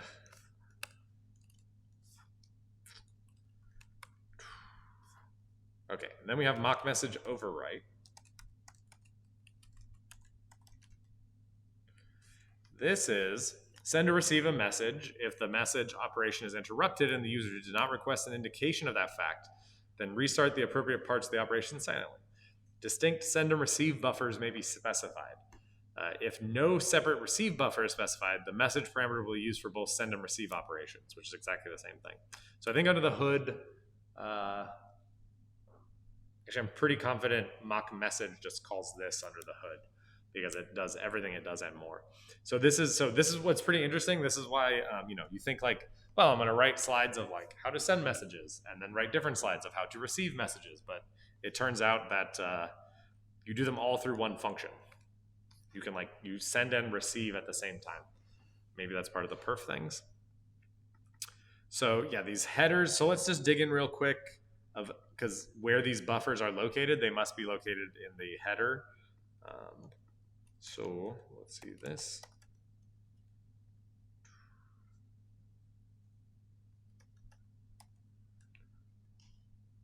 Okay.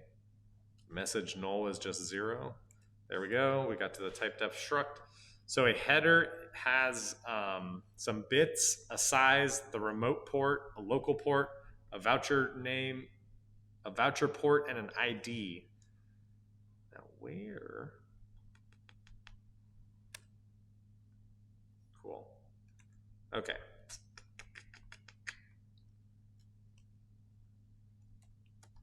But where are the buffers?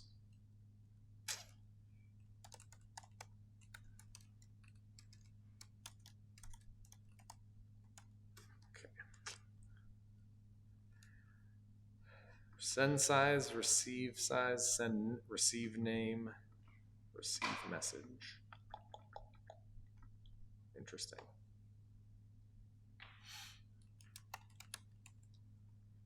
Okay, let's check because I want to know. Oh, so you can see, there we go, body. So mock message base has a header and a body.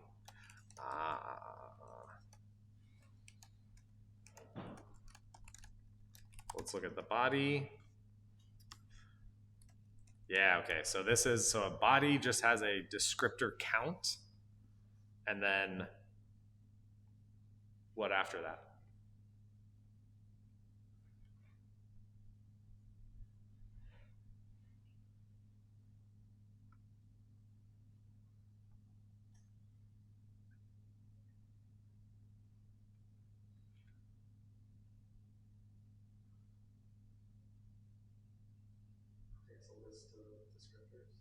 Yeah, a list of descriptors. So yeah, there'll be one descriptor, like however many that count is, there must be those number of descriptors afterwards.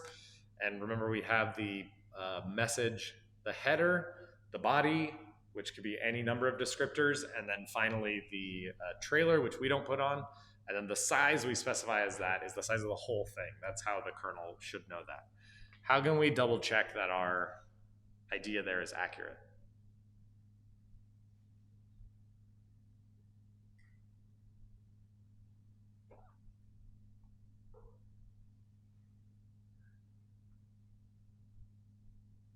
You're just going to trust me? That's the idea?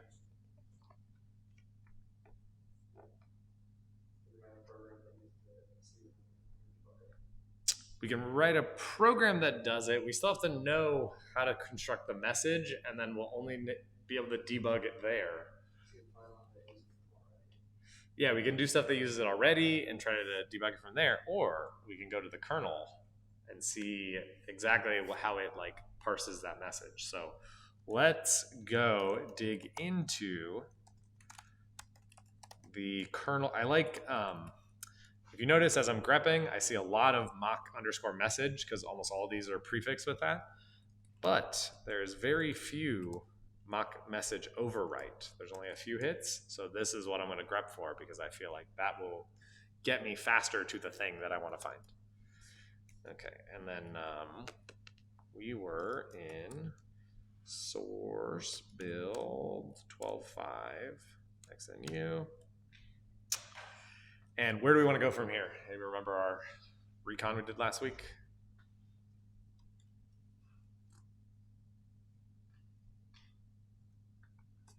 Can you follow me?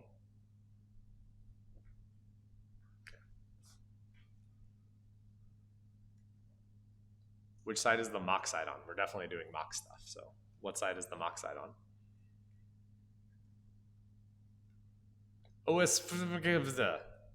The Open Source Foundation, something, something, MK. I forget what the rest of it was.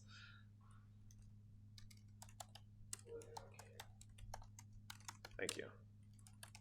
Okay, so Mach message overwrite. We did not go into this. I think at some point we'll probably go over the Mach traps, which is similar to the system call. This is like in the Mach world, the equivalent of system calls.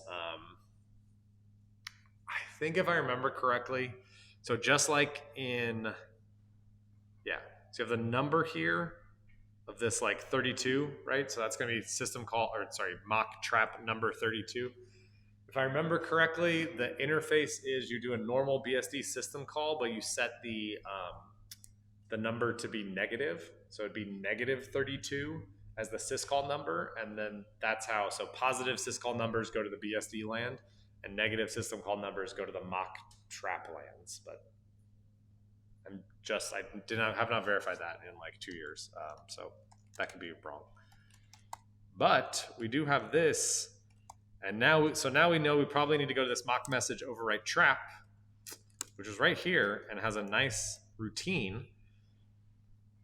Possibly send a message, possibly receive a message. What a handy function. No other information. Conditions, nothing locked.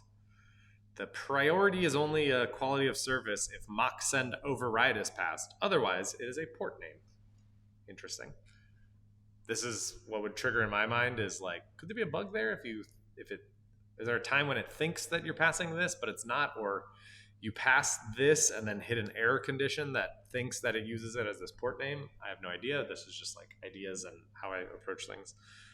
Okay, returns all of Mach message send and Mach message receive error codes. Cool, thank you. So we have our struct Mach message overview trap args. I think if we dig into this, it's probably very similar to the system call thing where those args just mapped exactly to the parameters that we just saw. So they should be, and let's pull up our message.h. So this should be, yeah, and you can see it here, right? Message, option, send side, receive name. Why is this not highlighted properly? I think you guys broke my Emacs and I'm gonna be very upset. Timeout, priority, notify.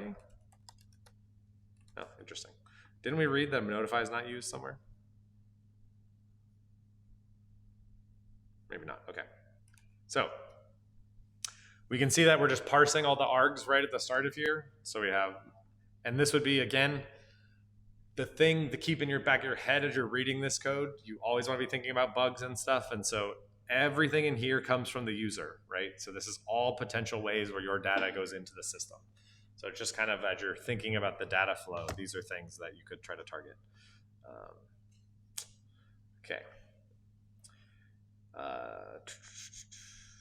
So return code, I don't know why you call it message return maybe, but that's really weird. Some VM map, virtual memory map. Only accept options allowed by the user. This is, again, another security critical thing. There's clearly some options they do not want you to set. Is there a way to set those options? So we can skip over this. It's doing some checking somehow of options that you can set on these messages. Something get from user, IPC K message copy in from user. So copying in stuff from the user. But anyways, so it's probably doing some stuff. And actually, no, sorry, I got too far. So this Boolean filter non-fatal. Yeah, okay. So this is what? Anyways, we can check this, but it's checking something. And then it's anding this. Okay, yeah. So this takes option and it's should be nulling out any byte that isn't in this Mach message option user. So this should be a bit mask that maps all of the bits that the user could set. So that should actually be pretty secure. And now I just tried to jump over a lot of code, which I shouldn't have because this looks interesting stuff. So there's if option and Mach message send, right? So option came from those arguments. So now we know if we want to send a message, we probably need to have that option set. Otherwise, nothing's going to work. Then we can look here, something with the current space, some kernel message. These we can ignore. This KDBG, I don't know, some macro thing. This, you see something that has debug in it, you can basically kind of ignore it. This is probably used by something somewhere, but maybe. So now we have this IPC K message get from user. So we pass in the message address. Where was the message address? Message address, oh, came from arg's message. So we know, let's go back to the Mach. Yeah, so this is a pointer, right? So this makes sense. So you think the kernel, we pass in a user space pointer, right? That's what the kernel gets, and the kernel needs to copy that data back in. So, and it's using send size. And probably, as we can see in here, so MR, we already decided is like our return value code. So that must mean that K message is a place where it's going to store this kernel message. So now we have this kernel type IPC K message T that highly likely maps almost exactly to our message, like the message that we sent.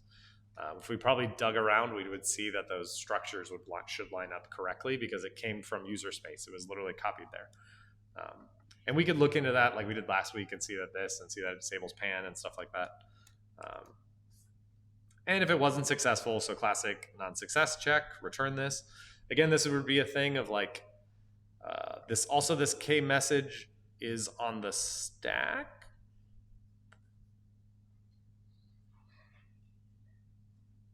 Wait, so then who allocates this?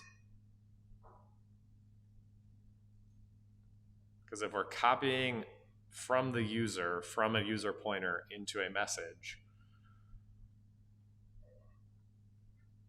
I mean, it could modify K message and put a pointer in it. Yeah, let's.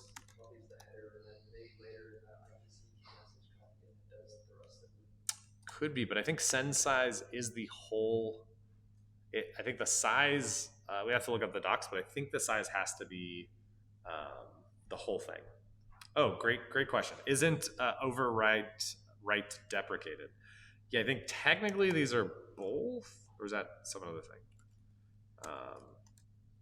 I think you're not really supposed to use this. They want you to use libraries, but you can't really deprecate something that's at the system call level that the libraries need to call. So this is definitely stuff that we can do. Okay, but we had send size here. I mean, since we're looking at it, and this is a class about looking for bugs, let's just like look for a bug. So now we need to figure out where this is. I'm gonna grep for this. It's in IPC kmessage.c. I would probably bet there's an IPC kmessage.h for that header file because we want to know what that type is of this IPC kmessage.t. IPC k.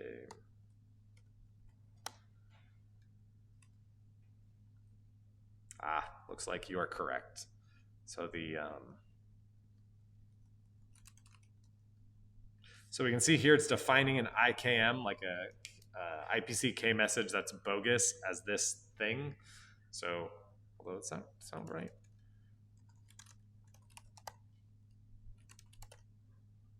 where is this defined? Oh no, is this gonna be another type digging? Oh, you guys keep killing me. IPC types. Yeah, okay, great. Ah, perfect. Okay, this was a good thing to look up. So this makes sense, right? And it made sense. We shouldn't be like 5 or 10 lines into a like system call and then see a bug immediately. I mean, if we did, that'd be great. But what would be the first thing we would check if we thought that was the case?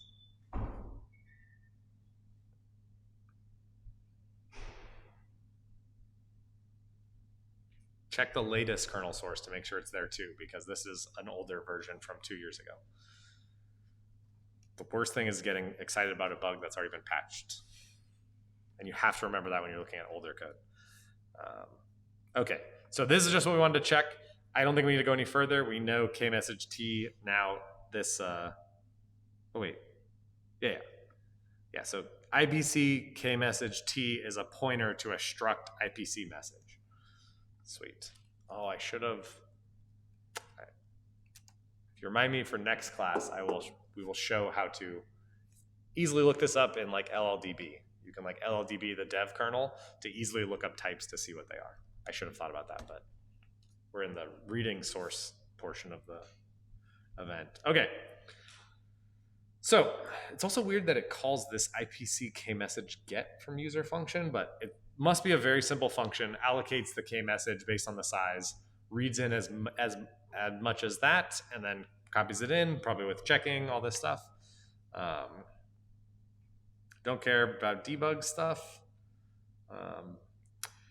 IPC kmessage copy in from user. So now we have, let's see, kmessage space map priority address of option and then the filter. So this is probably doing some copying in from user. This is kind of interesting. If we just, okay, so copy in port writes and out of line memory in the message.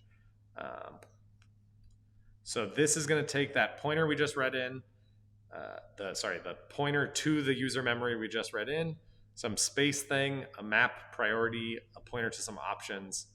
And so this is going to mask out some bits. Copy in the header. Yeah, this is interesting. So anyways, it's doing stuff. Let's not get too bogged down in that. Then checks. So this is a good thing. So now we know this k message, right, has to be freed because it was allocated by up here in k message get from user. So have to do that. They also use the classic thing of using go to end. Now this is probably where the like actual meat and potatoes is here, right? IPC k message send. So this is where it actually under the hood is probably setting up that message that it just read in to put that, attach that to the port, have a queue of messages so that the kernel knows which ones to send them in. And then checks. So if the message was not a success, you need to then, let's see, copy out. You like copy the message back out with a null body and then put it back and then quit. That's interesting.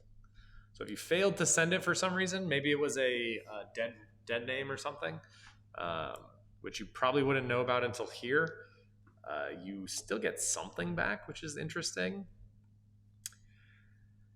And then as we know, so message, Mach message does send and receive, right? So then we can see this here. So we would see this. So to do this, we set this Mach receive message. That gets the current thread, some current space, an object, IPC MQ copy in, right? So we're receiving. So copy into that object receiver name. Go to end. Although just the presence of Mach receive sync wait and absence of Mach send override should imply that priority is valid port name to link unlocking blah, blah, blah, blah. Okay. So weird stuff of like crazy options in here. This is pretty interesting because this is just so deeply like nested in here of all these options and stuff. So if you think about like what things have been tested and what things haven't been tested, things that are like highly nested would be things I'd look for. If the receive message address Oh, self. Awesome. That's not confusing at all. Okay. So object, receive size, option, receiver name. It's going to then receive it, try to receive a message. Oh, and it must have to figure out. Remember, like depending on the option, if it, we didn't get into that, but there's like blocking. So you say like, you call receive and you want it to only return when there actually is a message, or you can do non-blocking where it tells you an error code, which must be what's happening in here. This is very weird. Why is there a call to a function that takes no arguments?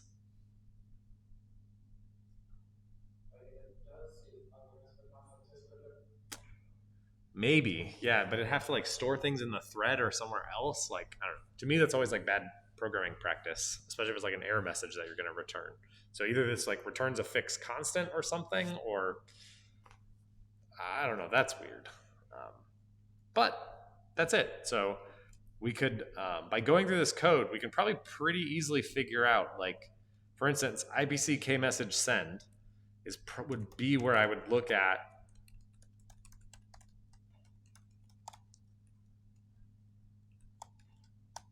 because this is clearly like the actual sending of the message.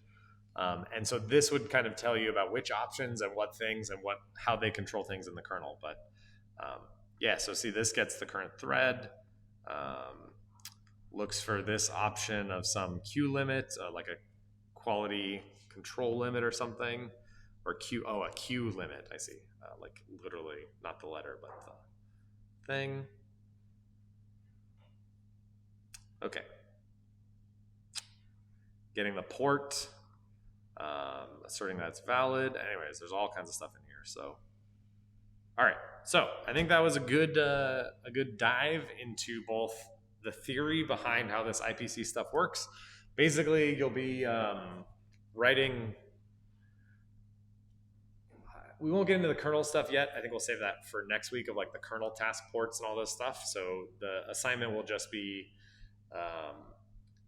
when I create them of like talking to like sending ports, receiving, all that kind of stuff. So you'll practice all that. I think it would be fun to do some exploitation through that. So I'll try to figure out if there's ways to do that. Maybe like you'll pop something. I don't know if I can do this, but if I can set it up so that the only way you can ever get the flag back is through a reply message, that'd be pretty cool, of like popping that way, or sending yourself a port. Yeah, that would be cool. So like, see, I'm creating an assignment. Maybe you want me to stop talking, but the actual service that has the flag is a different process, and it will give the flag to somebody else, but then you need to pop the one in the middle to steal that port to be able to get the flag. That'd be cool. All right. Anyways, cool. Questions? All right, get the easy flag at 8, and then more stuff will launch soon. And you already have developer mode. Look, we hacked the system so well together. All right. Thank you all. See you next week.